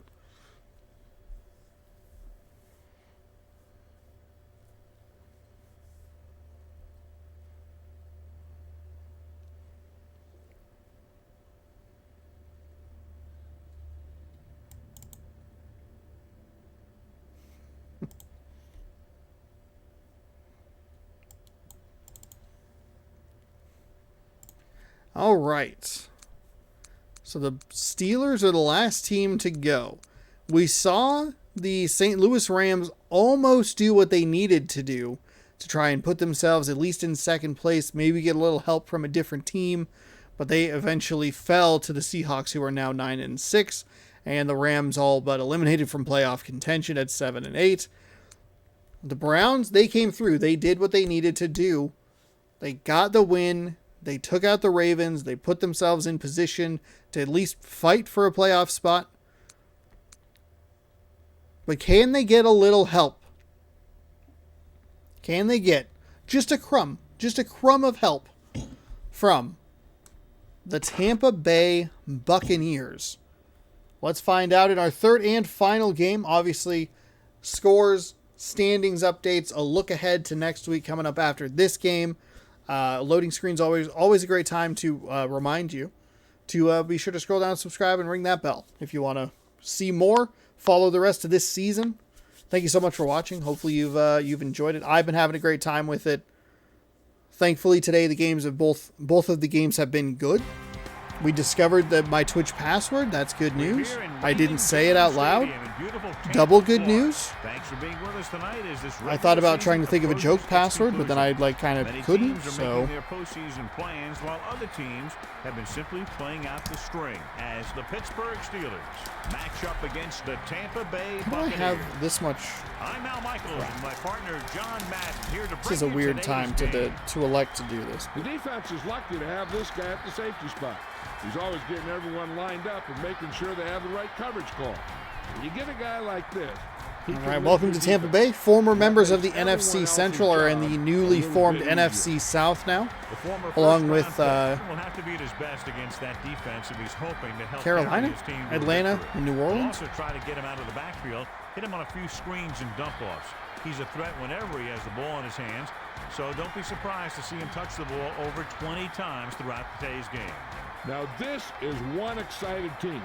You always get a little more fired up when you're in front of your home crowd. And this one doesn't look like an exception. Now let's go to midfield for the game's coin toss.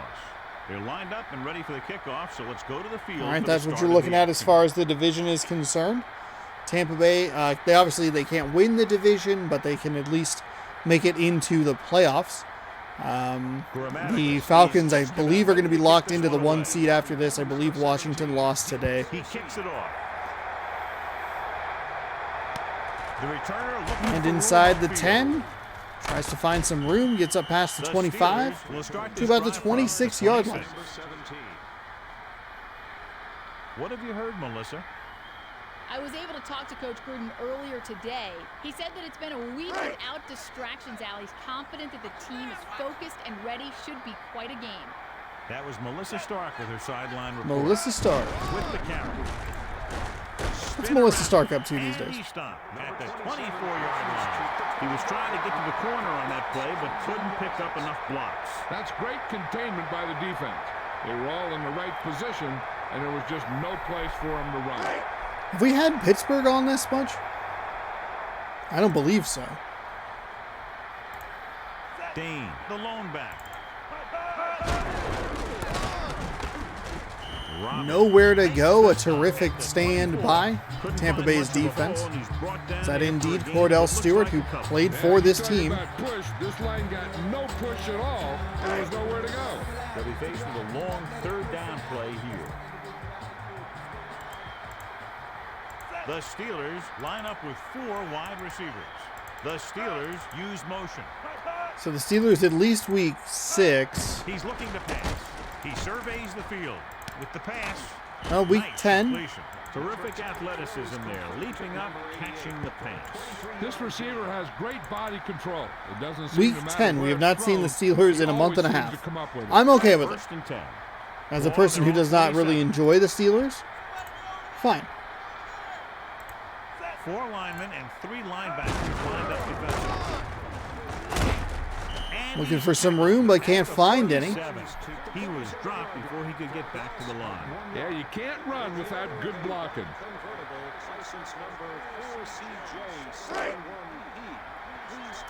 Second down and 11.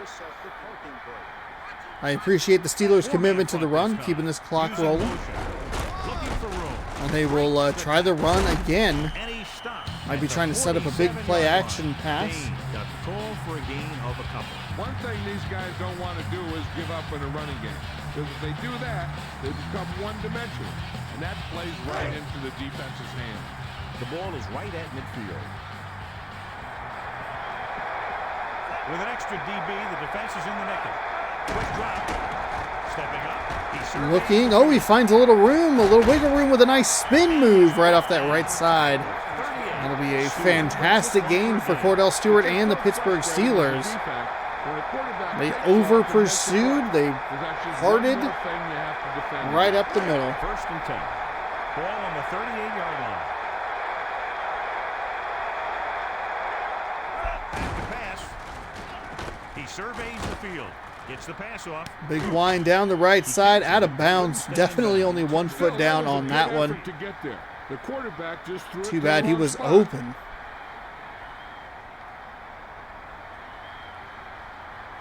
Second and 10. Ball on the 38-yard line.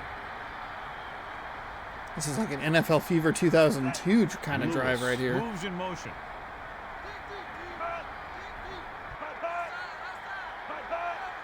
Looking for an opening. Looking for blocking. A lot of time off this clock. He saw the cool spin move and thought I could do it too. Did not work nearly as well for him. 3rd down and long coming up here for Pittsburgh.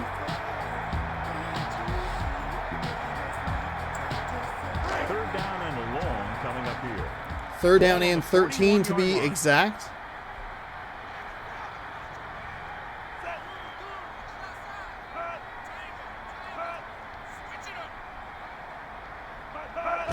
Dropping back, steps up into the pocket. Fires over to the right side for nobody. And that'll do it for the Pittsburgh Steelers drive. Had some nice runs, some good gains, but it does stall out just across midfield. They did take 3 minutes plus off of the clock. Wow. Looks like he's ready for the return.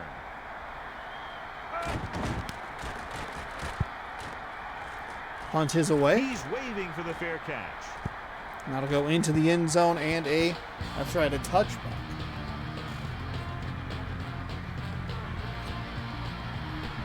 Tampa Bay comes out for their first drive of the game. We have Trent Green, Steve Smith, Priest Holmes. On their own 20. Only one man in the backfield.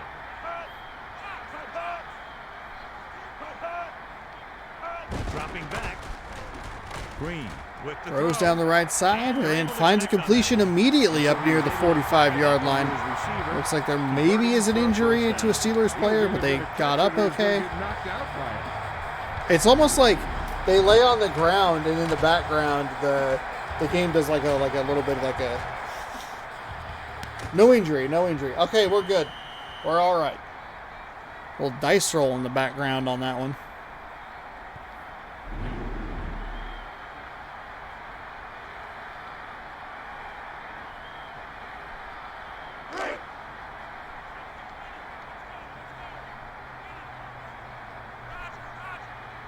And it looks like an offset on.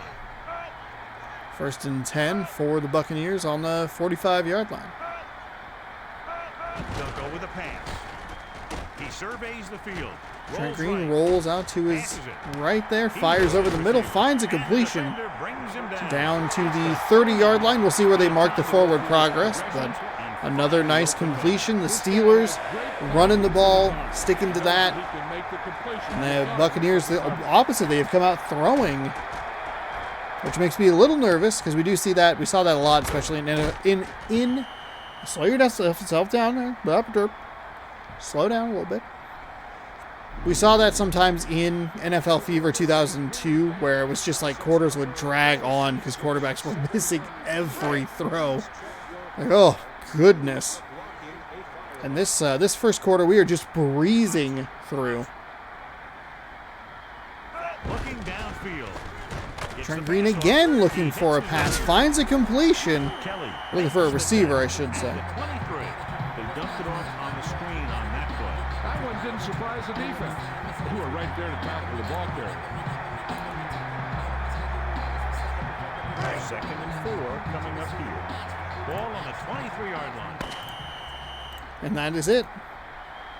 At the end of the first quarter, it's knotted up. Tampa Bay, 0. Pittsburgh, 0.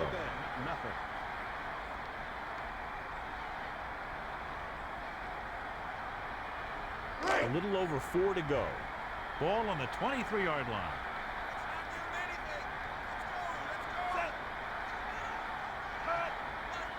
Looking to throw. Passing right. He hits Finds another completion. Bubba Franks breaks out of a tackle. He is just a rumbling down to the 5-yard line. At the 6-yard line.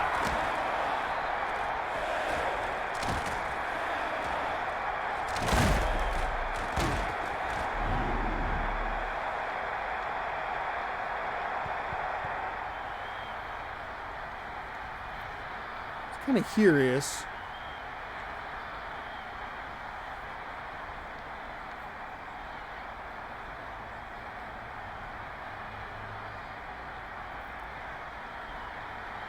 First down and goal to go. DS Koopa, owner of Pink Gorilla, streamer on twitch.tv/DS Koopa. He had made some kind of post about maybe buying a booth this weekend on Sunday. Today is Sunday.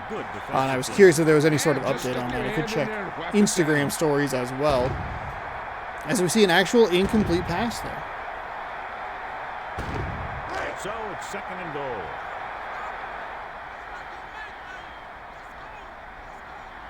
They line up in the I formation. Back to pass. Drops back, fires over the right side. That's deflected as well. Lewis knocked that one down. He was in a great position to make that play.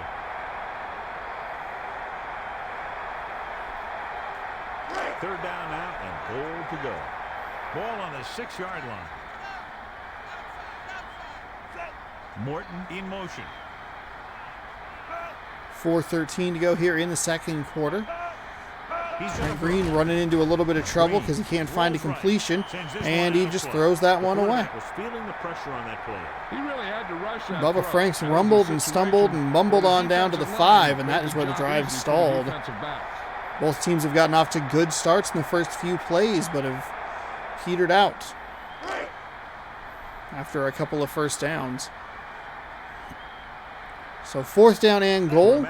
Will try to come through with the field goal here. The kick is up. Kick is up, and the kick is good. 8-play, 73-yard drive. 2.5 minutes off the clock. That's not the app I wanted to use. But then, for the next drive, they'll get him a TD.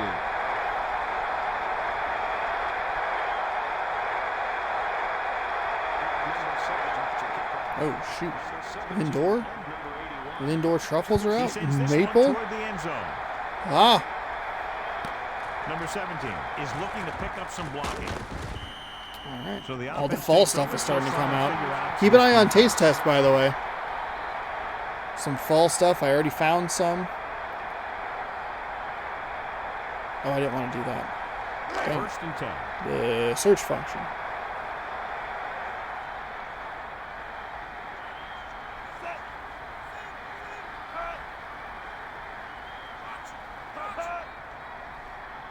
Quick drop with the pass.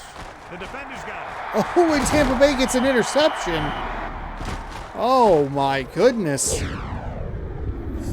That is a Madden.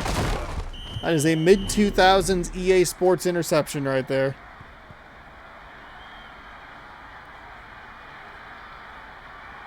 Congratulations to the person seated in section 36, row 4, seat 8. Doesn't look like he's done anything as far as like his story. Huh. All right, no update on that. Finds a completion there, and they'll be inside the 5-yard line for the second time today. Well, inside the 10-yard line, I think they spotted Bubba Franks at like the 6. Either way, knocking on the door for the second consecutive drive. It's first and goal. Right now, Cleveland Browns prayers are being answered. Winner of the division gets an automatic bid to the playoffs, or an automatic spot in the playoffs. Bid is a... oh my... Is that not a penalty? Is that not illegal touching? Did he not run? Was he not out of bounds? Nothing makes you look worse than being caught out of position. The other team taking advantage of going in for the score. All right, well. And it's on its way. The point after is good. 10-point lead for the Buccaneers. 39 seconds on a two-play drive, 26 yards. And Green throws a touchdown pass to the back of the end zone. It looked like he was on the boundary. You're not allowed to go out of bounds, come back in, and be the first person to touch it. That's a great job by the offense to understand the situation. You can't willingly go out of bounds. You have to be like kind of pushed out. He sends it off. Contact is fine.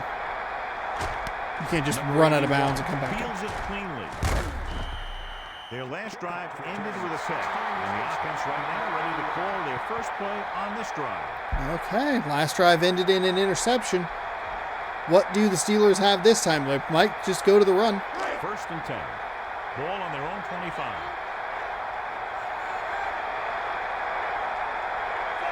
Knight in motion. He's looking to pass. Stewart with the throw. He hits his receiver. That is a throw. A lot going on there for not much of a gain at all.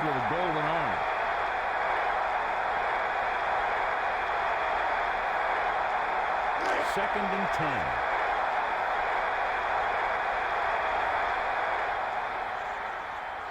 They'll go with a pass. Looking for an option. Passes it. He had a shot. My goodness, really? He just dropped it? Just like that? Just a flat drop? Whew. 3rd and 10. Coming up.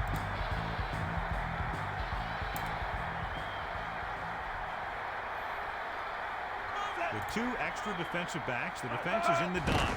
Dropping back, surveying the field. With the pass. That's a one-handed grab by number 86 there. Chris Jenkins appears to have injured his arm on the play. He rolled the injury dice. And wow, they're going to challenge the spot for some reason. Not really sure what the difference would be.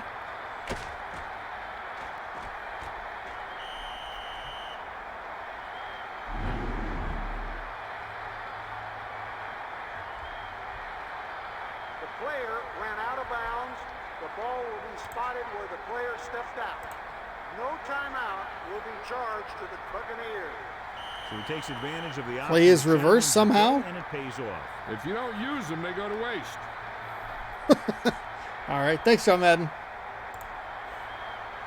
Really appreciate your expertise on that. Less than a yard. Ball on their own 35. Moore is back to punt. Smith sets up, waiting for the punt. Wow, okay, so that does force a punt Smith instead of a first down, I guess. That is... what a challenge. A little surprising to not see the Steelers go for it. Probably not in the best field position to try for that. Their running game has been effective at times, though. Surprised to see Cordell Stewart not running the ball a little bit more. They were able to catch him off guard with that. Play action pass.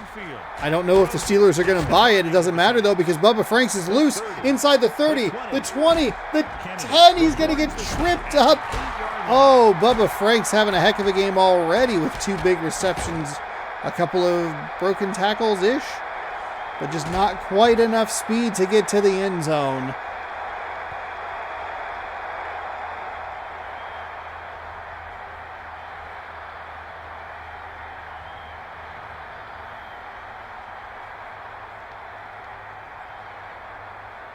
First down and goal to go. Ball on the 8-yard line. The quarterback gets set with only 1 back behind him. Green sends a man in motion. So 2 minutes left before halftime.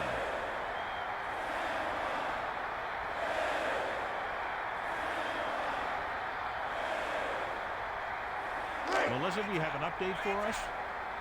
The trainer said it's a minor injury to his arm. It's nothing serious, and he is expected to return. Thanks, Melissa. That's very good news. He swatted that pass down. Nothing will frustrate a receiver more than knocking away his pass. So it's second down now. Here's a chance for the offense to make their move. The defense could be sending a blitz, so I'd go with something to my running back. A swing pass or maybe even a screen. If they execute, they could put this one in the end zone.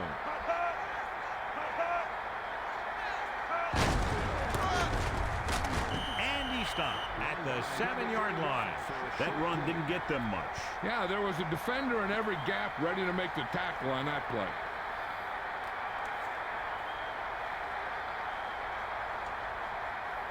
So now we have 3rd and goal. 1:37 to go here in the first half. Tampa Bay having their way with the Steelers here in this one.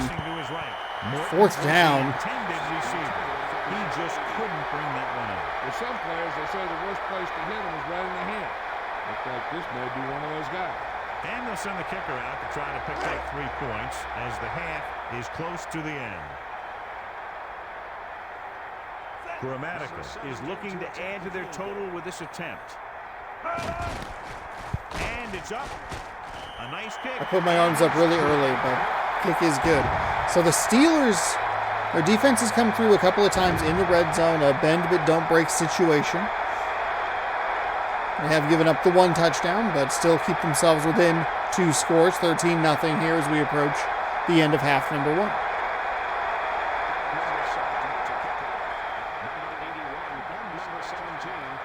He gets the kick away.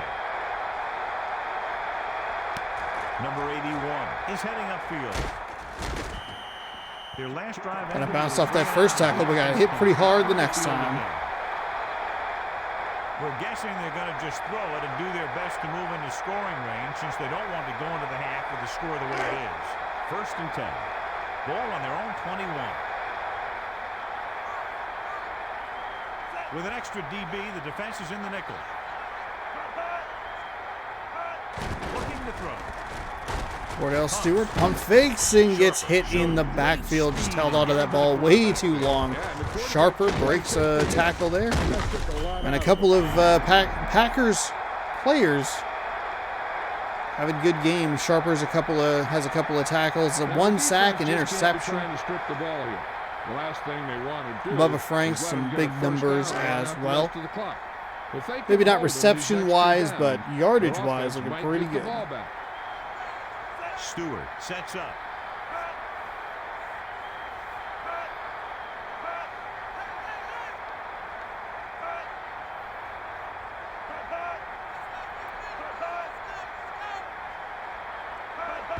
Dane gets the toss. Sharper. Pitch to the right side. Timeout. Tampa Bay's going to take a timeout. They are hot. They are feeling it. If you want to talk about the most effective way to stop the run, it's playing on the other side of the ball. When you get penetration like that, it's very hard for the offense to get positive yardage. This is where you just hand it off and get ready for the second half. The Steelers using motion. On the carry. And he's tackled. 4th down, timeout, Tampa Bay again. 36 seconds to go here. We saw the game doing the dice roll in the background. No injury, no injury. So the punt team gets ready as we near halftime.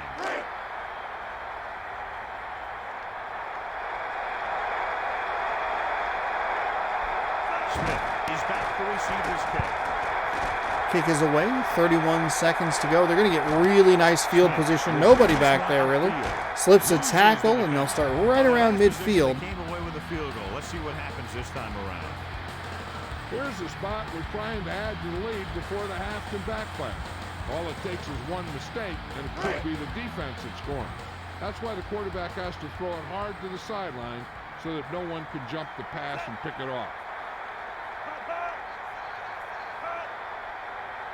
He's going to throw. Green with the pass. Green gets picked off. He threw it into triple coverage. You don't want to see that.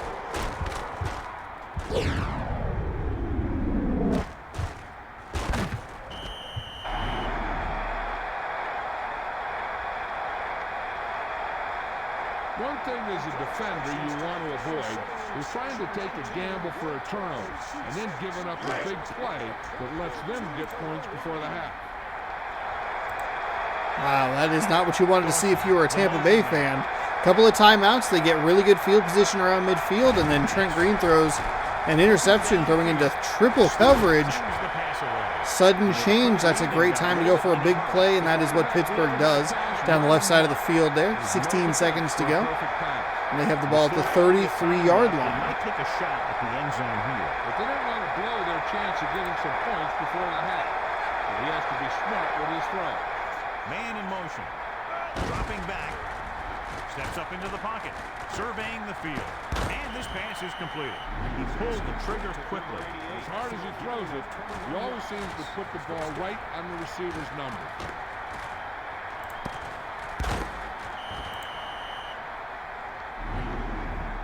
They'll try to add 3 with a field goal before halftime.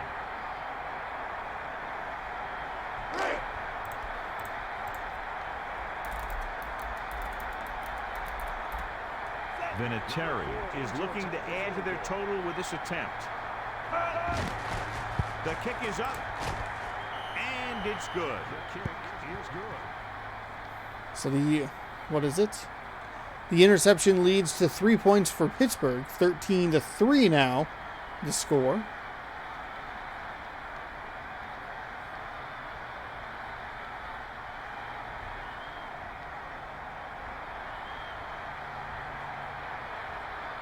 Number 4 to kick off. Number 89. He kicks it off. Deep to receive. The returner heads upfield.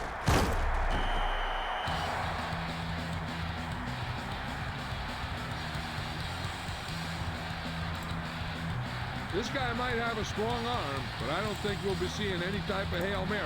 A simple run should get us to halftime. It's 1st and 10. Ball on their own 24. Holmes, the lone setback. The Buccaneers using motion. Green hands it off. Puts on the juke. Finds a little bit of room, but it doesn't really matter because they're just trying to run out the clock. And that hits 0. So we are off to half number 2. A couple of 8-6 teams battling here in the Monday night finale of week 16. 13-3, your score. The home team up 10. And just dominating this game without that turnover. Yikes. Yeesh. Oof. Ah. Vinatieri will be kicking off. Number 89 and number 37. He sends this one toward the end zone. Number 37 fields it cleanly. The Buccaneers will start this drive from the 25-yard line. Got knocked down at the 25. Melissa, anything new from the sideline?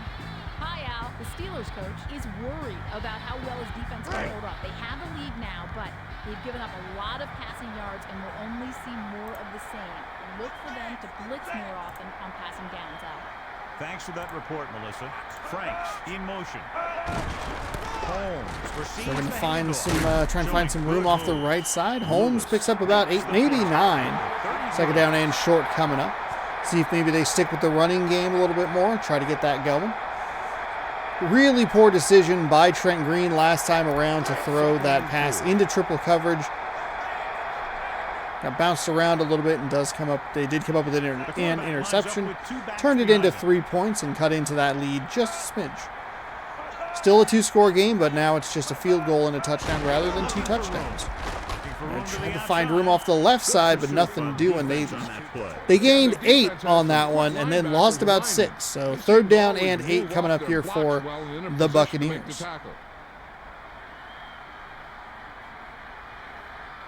It's 3rd down and 7 to go.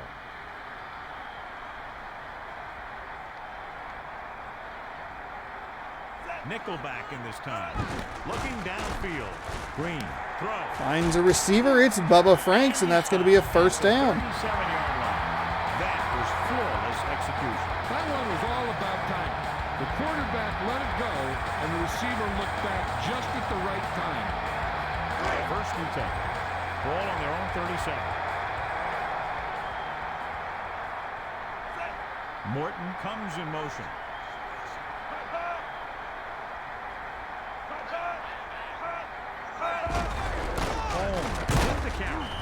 Bit of a delayed handoff there. For his third tackle. Runs up the middle. There wasn't much of a hole for him to slide through. As soon as he got the ball, there was a defender in his face to knock him down. 2nd and 10. Ball on their own 37. 3-man front this time. Man in motion. They'll go with the run. Gonna find some running room again. It looked like a hole had opened, but there was a Steelers defender right in the way. Knocked him down with his shoulder. This line got no push at all, and there was nowhere to go.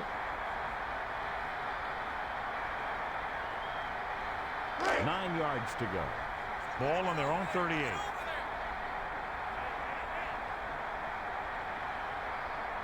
Dime backs in for this play. Quick drop. Looking downfield. Green throws. There's a deep down the right side. One-on-one coverage. Defense wins that battle. 4th down coming up here for the Buccaneers, and they will punt the ball. Excuse me, punt the ball away. Hope I got to start working on some water here. We're in half number 2. Barnhart lines up in the backfield for the punt.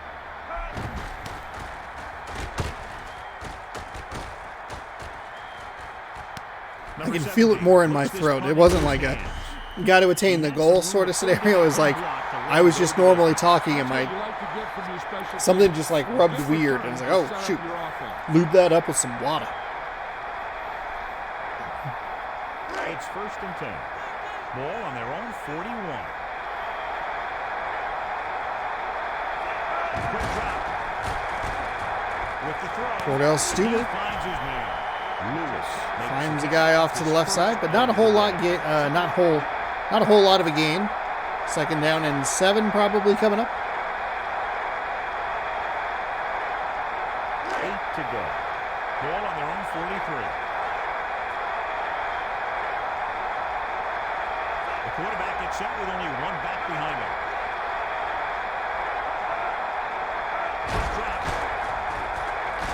Cordell Stewart fires down the right side, finds a man right around the 40-yard line. We'll see where they put the forward progress.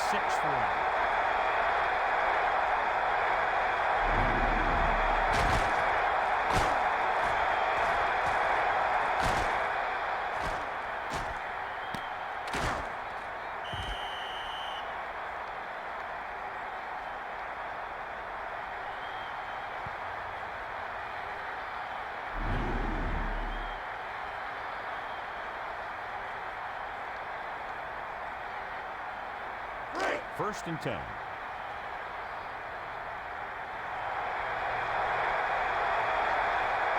Stewart under center. Dropping back. Surveying the field. With the pass. Deep down the middle, it got picked off. Oh, the Pittsburgh Steelers were doing a good job at getting some momentum going, some rhythm going. And he threw an interception. I believe that's Sharper's 2nd pick of the day.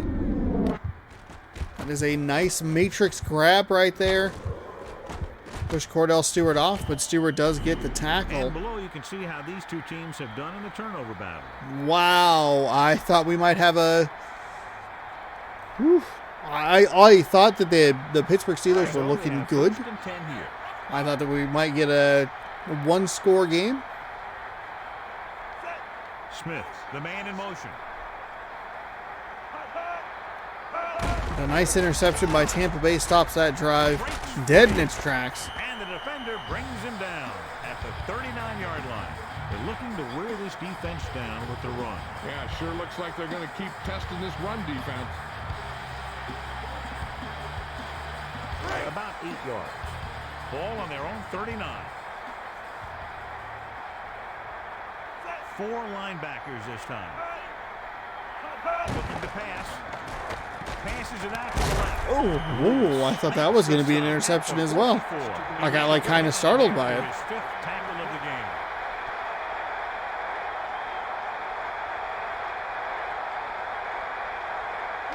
About 2 to go. Ball on their own 44.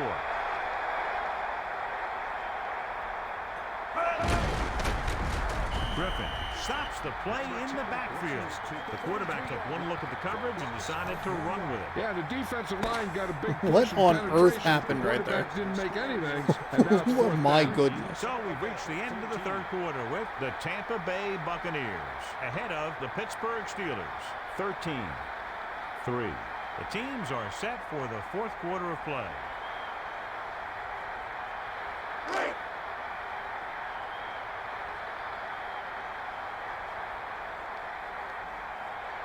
Barnhart is looking for a good punt here.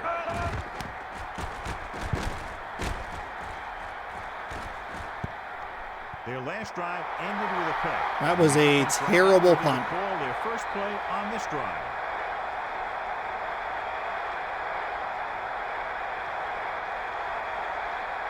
So they have 1st and 10 here. I guess it wasn't as bad as I thought it was. They'll go with a pass. Looking for an option. Passing to his right. Firing down the right side, and there is Sharper again getting a hand on the ball, this time just deflected out of bounds. Didn't have good position on it.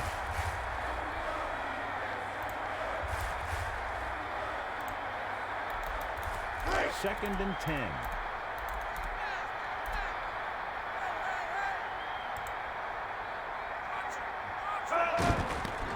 Looking to pass. Passing right. Firing to the left side, finds a receiver that time. Get up to the 45, maybe the 46-yard line. Got enough yardage on that pass to put him over 100.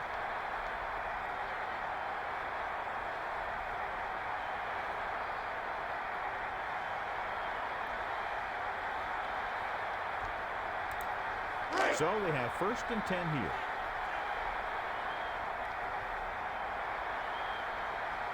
Four-man front this time. Dropping back, passing right, and he ducks out of bounds. At the 40. He stayed barely in bounds for the reception. That's a receiver who can use the whole field. With the way he can make all those sideline catches, it widens the field for the quarterback. 1st and 10. Ball on the 40-yard line. Dane, the deep back. They'll go with a pass. He's looking. Hunt. Stewart throws. He hits his receiver. Finds a receiver. The quarterback showed you his great arm on that pass. Not only does this guy have a strong arm, but his quick release makes him very tough to sack.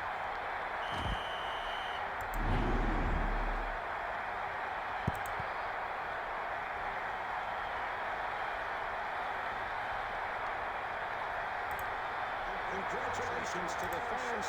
Down inside the 15. Row 47, seat 10. You've got a twin-gate tattoo.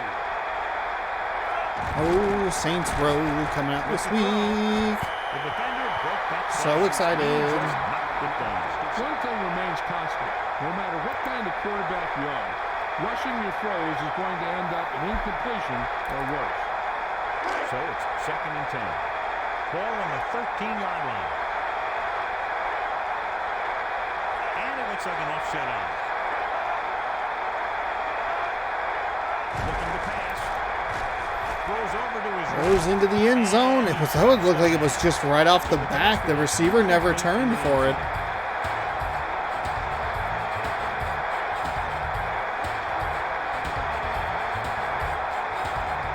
Third and long.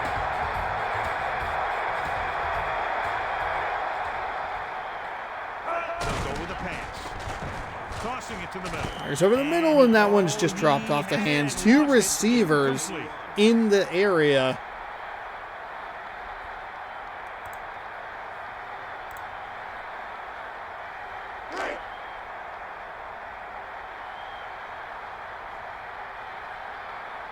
Vinatieri and the kicking team come on for this field goal attempt.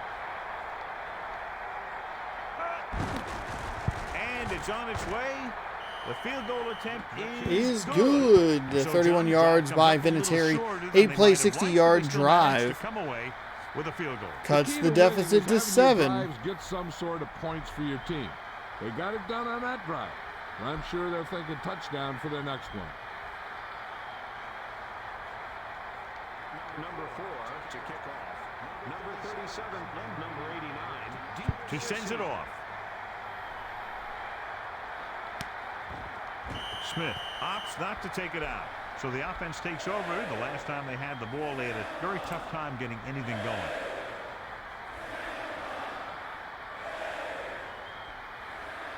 It's 1st and 10. Ball on their own 20. All right. Can Tampa Bay get some rhythm Green, going? Under center. He's going to throw. Looking for an option. Vincent. Not really. They got hit in the backfield. Good opportunity or good time on the good timing on the safety blitz there.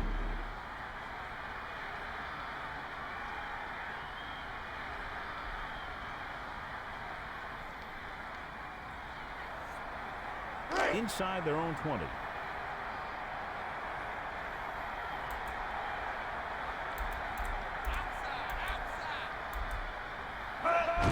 Number 33, looking to turn it upfield. That run won't move them far. The lineman just failed to open up any holes to run through or give them room to work with.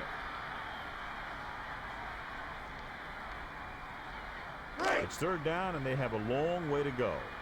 Ball on their own 16.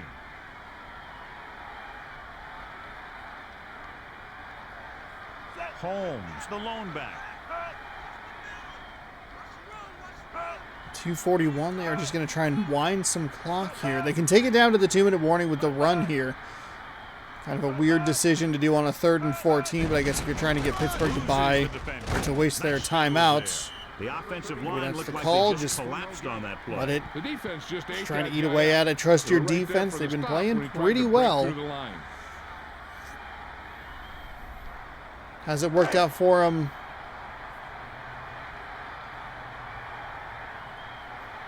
As much recently. They got that interception is so big for Tampa Bay and for Cleveland fans as well. And we've reached the 2-minute mark.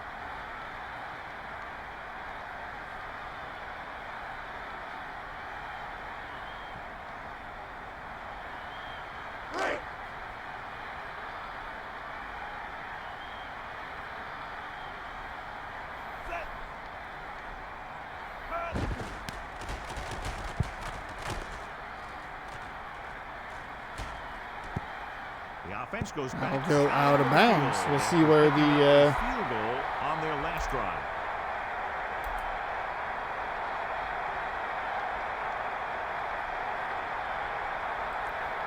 First and 10. All right, from the 46-yard line, Pittsburgh needs a touchdown to tie. The Steelers line up with 4 wide receivers. Looking downfield. Stewart passing to the right. Number 81. One off the hands and incomplete. Yeah, and all you have to do to make a guy miss is tip it so that the ball doesn't go where you expect it to go. The defense can put this one to rest if they can make a play or two. They did pretty well on 1st down, so let's see if they can force a 3rd down here. 2nd and 10. He's going to throw. He's looking. Throws over to his right. Finds a receiver inside the 30 down to the 29-yard line. He rifled it out there. That guy's always had a great arm. That's something you can't teach.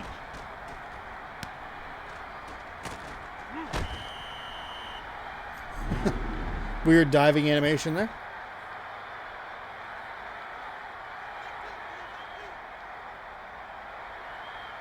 Stewart back in the shotgun. He's looking. Pumps. Stewart looks, pump fakes, and pumps again. Fires across the field. Finds a receiver short of the 1st down, and he'll get tackled inbounds. 2nd down and 2 coming up. 1:20 to go here in the 4th quarter.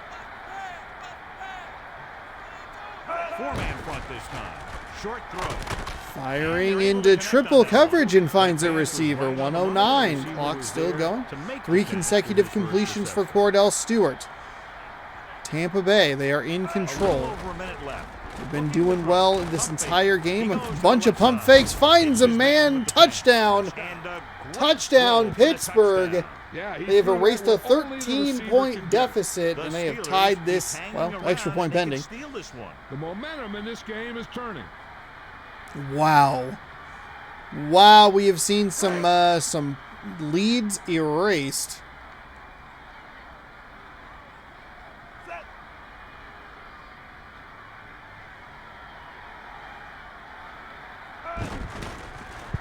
and it's up. And the extra point is good. 13-13. The content creator in me is like, hey.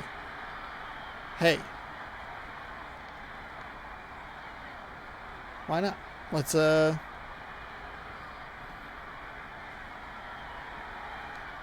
see the AFC North come down to the final week of the season. Vinatieri is just about ready to kick this one away. He gets the kick away. He's looking for a few blocks. Spun around and gets knocked back a few yards. Forward progress should put him down to about the 18-yard line. Still not great field position. 52 seconds to go. Maybe the Buccaneers a little too conservative with their last possession. Ball on their own 19.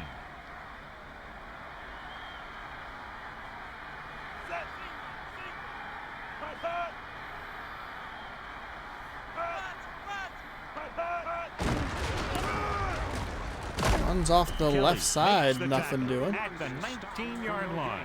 He was stopped before he could go anywhere. Yeah, because those big old defensive linemen pushed those big old offensive linemen backwards. If they don't get much yardage here, chances are they'll play it safe with a run on third down. And it looks like an offset eye. Dropping back, gets rid of it.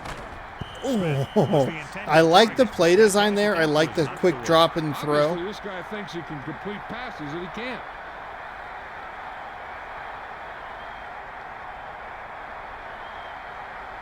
Third down and long coming up here. Ball on their own 19. Dime backs in for this play. Looking for room. And it looks like this one will be spotted. So fourth down. Pittsburgh's going to take a timeout here. Oh, my goodness. Oh, my goodness.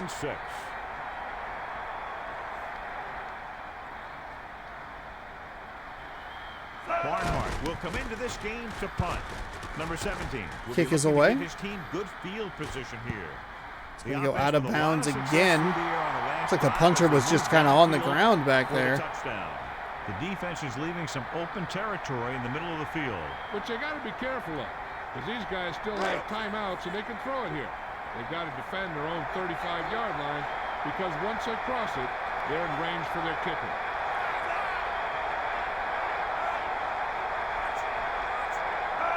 Looking downfield, looking for an option.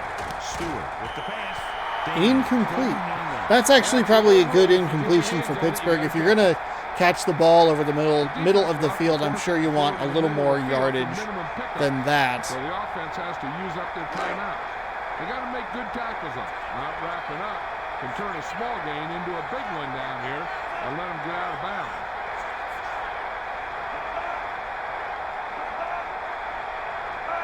Back to pass with the throw. And this pass That's a bit of a better result, some yards, but about 7 yards there. I'm sure they won't just run an out pattern here. They have to get the first. And with but they got out of bounds to stop the clock. So third down and 2. Ball on their own 46. He's looking to pass. Throws over to his right. Throws it, finds a receiver. 22 seconds to go. Oh, my goodness. To make sure your receiver doesn't drop the ball. You throw it so hard that he has to catch it in self-defense. You just put it right on him. Now they're in position to try a field goal for the win. So this is where you hand it to your back and you tell him two things. Hang on to the ball and don't lose any yardage. It's 1st and 10. Ball on the 22 seconds to go here. First down and 10 for Pittsburgh. Dane receives the handoff. He might have gotten a yard. Tampa Bay is going to take a timeout. Knocked around by that defense. He needs a little protection from his linemen. Now this is where I'd run it to get my kicker a little closer and towards the middle of the field. Then call a timeout with about 3 seconds left. So the kick is the last play. Only one man in the backfield. Man in motion. Bell records the stop at the 34. Couldn't find much of a Tampa Bay hole, still but he's taking brought down timeouts here. after a gain Do of they what looks have like a one couple. more? Ooh, they are out of Let's get back to the action timeouts. on the field. Pittsburgh They have has a timeout one So left. they may try to get the ball in a little closer for an easier field goal attempt. Now within their kicker's range. And this is the fifth play of this drive. Showing good moves. Nice pursuit on that play. This is a long field goal. I don't think it's a guaranteed thing here. And they never 5? let the ball carrier get to the outside. Pittsburgh takes a timeout. That's their final timeout. Wow. Wow. They really did that, huh?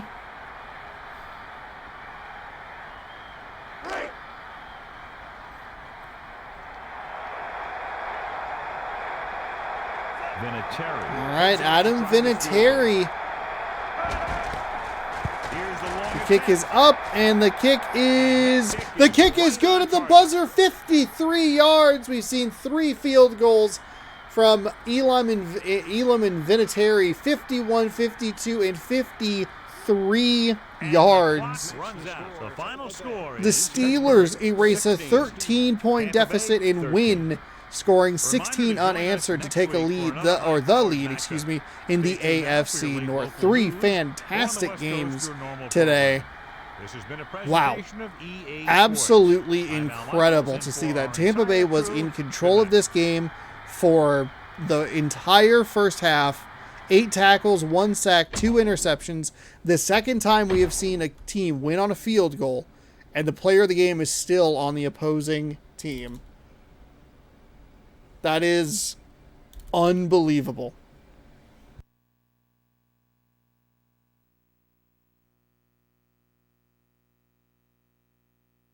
Wow. An incredible day of football comes to a close with that wild game. Let's get scores. Let's get standings. Let's take a peek at next week and see what is going on, what teams are in, out, on the verge. I think Denver's going to need some help to make it in. Eagles, Giants.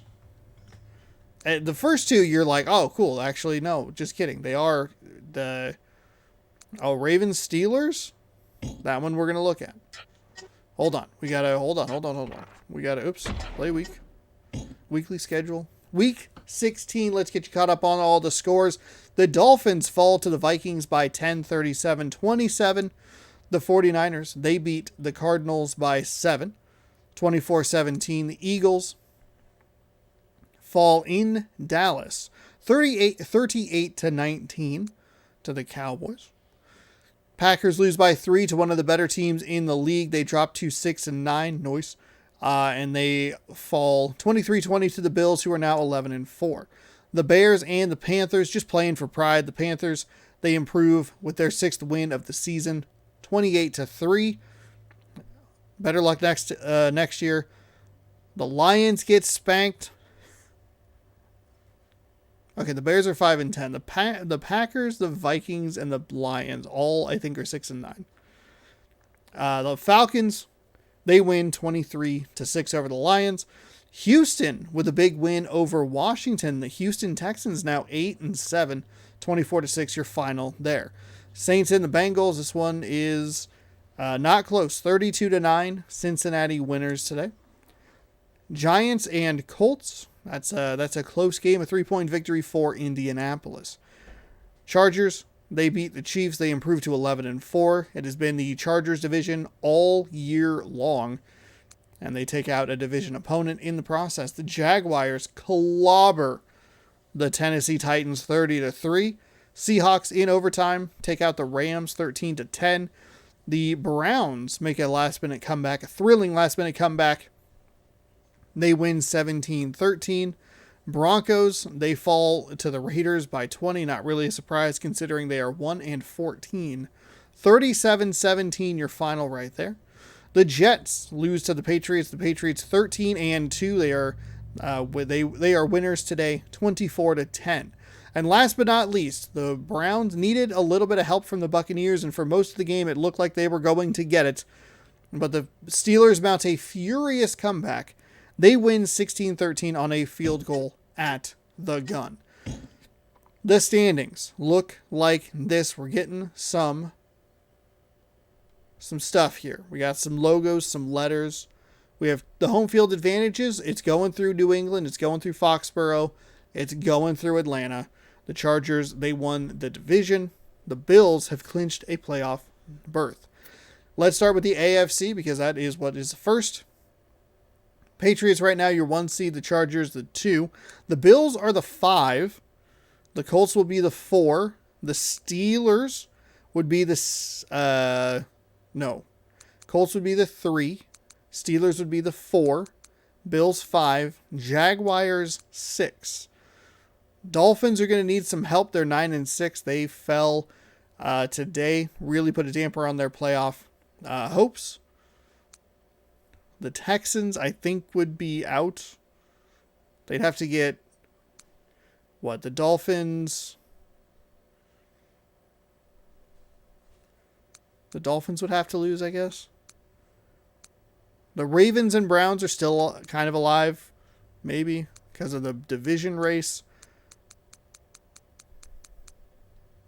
Over in the NFC, Falcons, we know, clinched the 1 seed. Washington is tied with the 49ers for the 2 seed, or the winner of the NFC West, I should say, for the 2 seed. The Seahawks would be the 5 if they were to... let's see. Seahawks would be the 5 if they were to fall that far. But they have not actually clinched a playoff berth. So right now we have NFC North, or South, East, West. The Buccaneers would be on the outside looking in. The Rams, I think their playoffs the hopes are about done.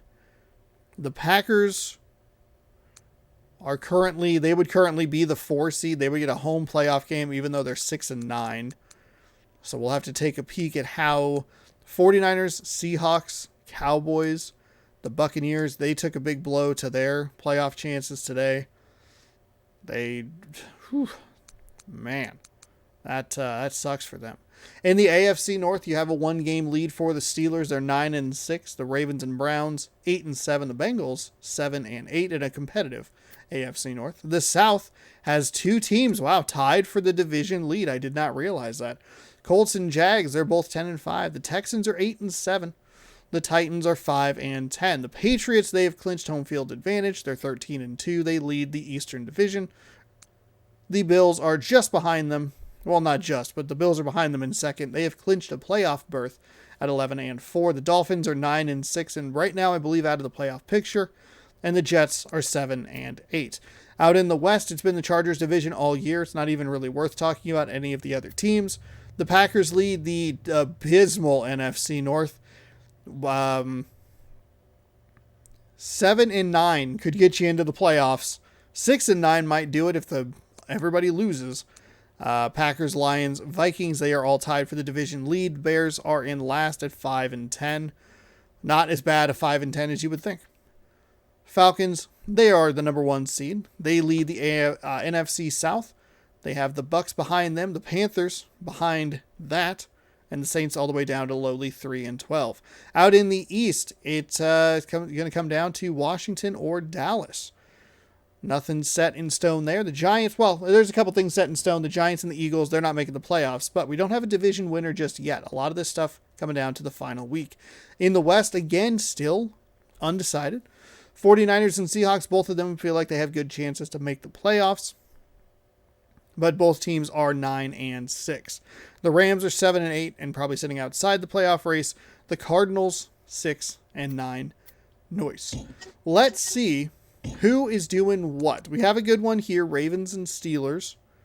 That's a good one to look at. The Falcons taking on the Browns is interesting as well. One to just kind of check mark. Let's see. Okay, that's okay. The Dolphins and the Patriots. All right. The Vikings and the Lions. Titans taking on the Texans. Colts, Jaguars absolutely will be a game that we watch. Packers taking on the Jets. Seahawks, Chargers, Bucks, Bears. Rams, 49ers. We have some. We have a lot of interesting matchups. This is kind of the week I was hoping for, maybe this week. But we'll see. We'll take a look at kind of. We'll see. We'll see. Game of the week will definitely be watched. That's for the AFC South Division crown. We probably don't need to watch the Jets take on the Packers. Seahawks Chargers would be good to keep tabs on. The 49ers and the Rams. 7 games worth noting for next week. If you'd like to see how that turns out, you can scroll down, subscribe, ring that bell. That way you're notified when I post new videos. Thank you so much for watching. Hopefully you enjoyed today's episode of whatever this show is, Random Rosters. Thanks again so much for watching. We'll see you next week with more NFL action. Goodbye. Go Sports.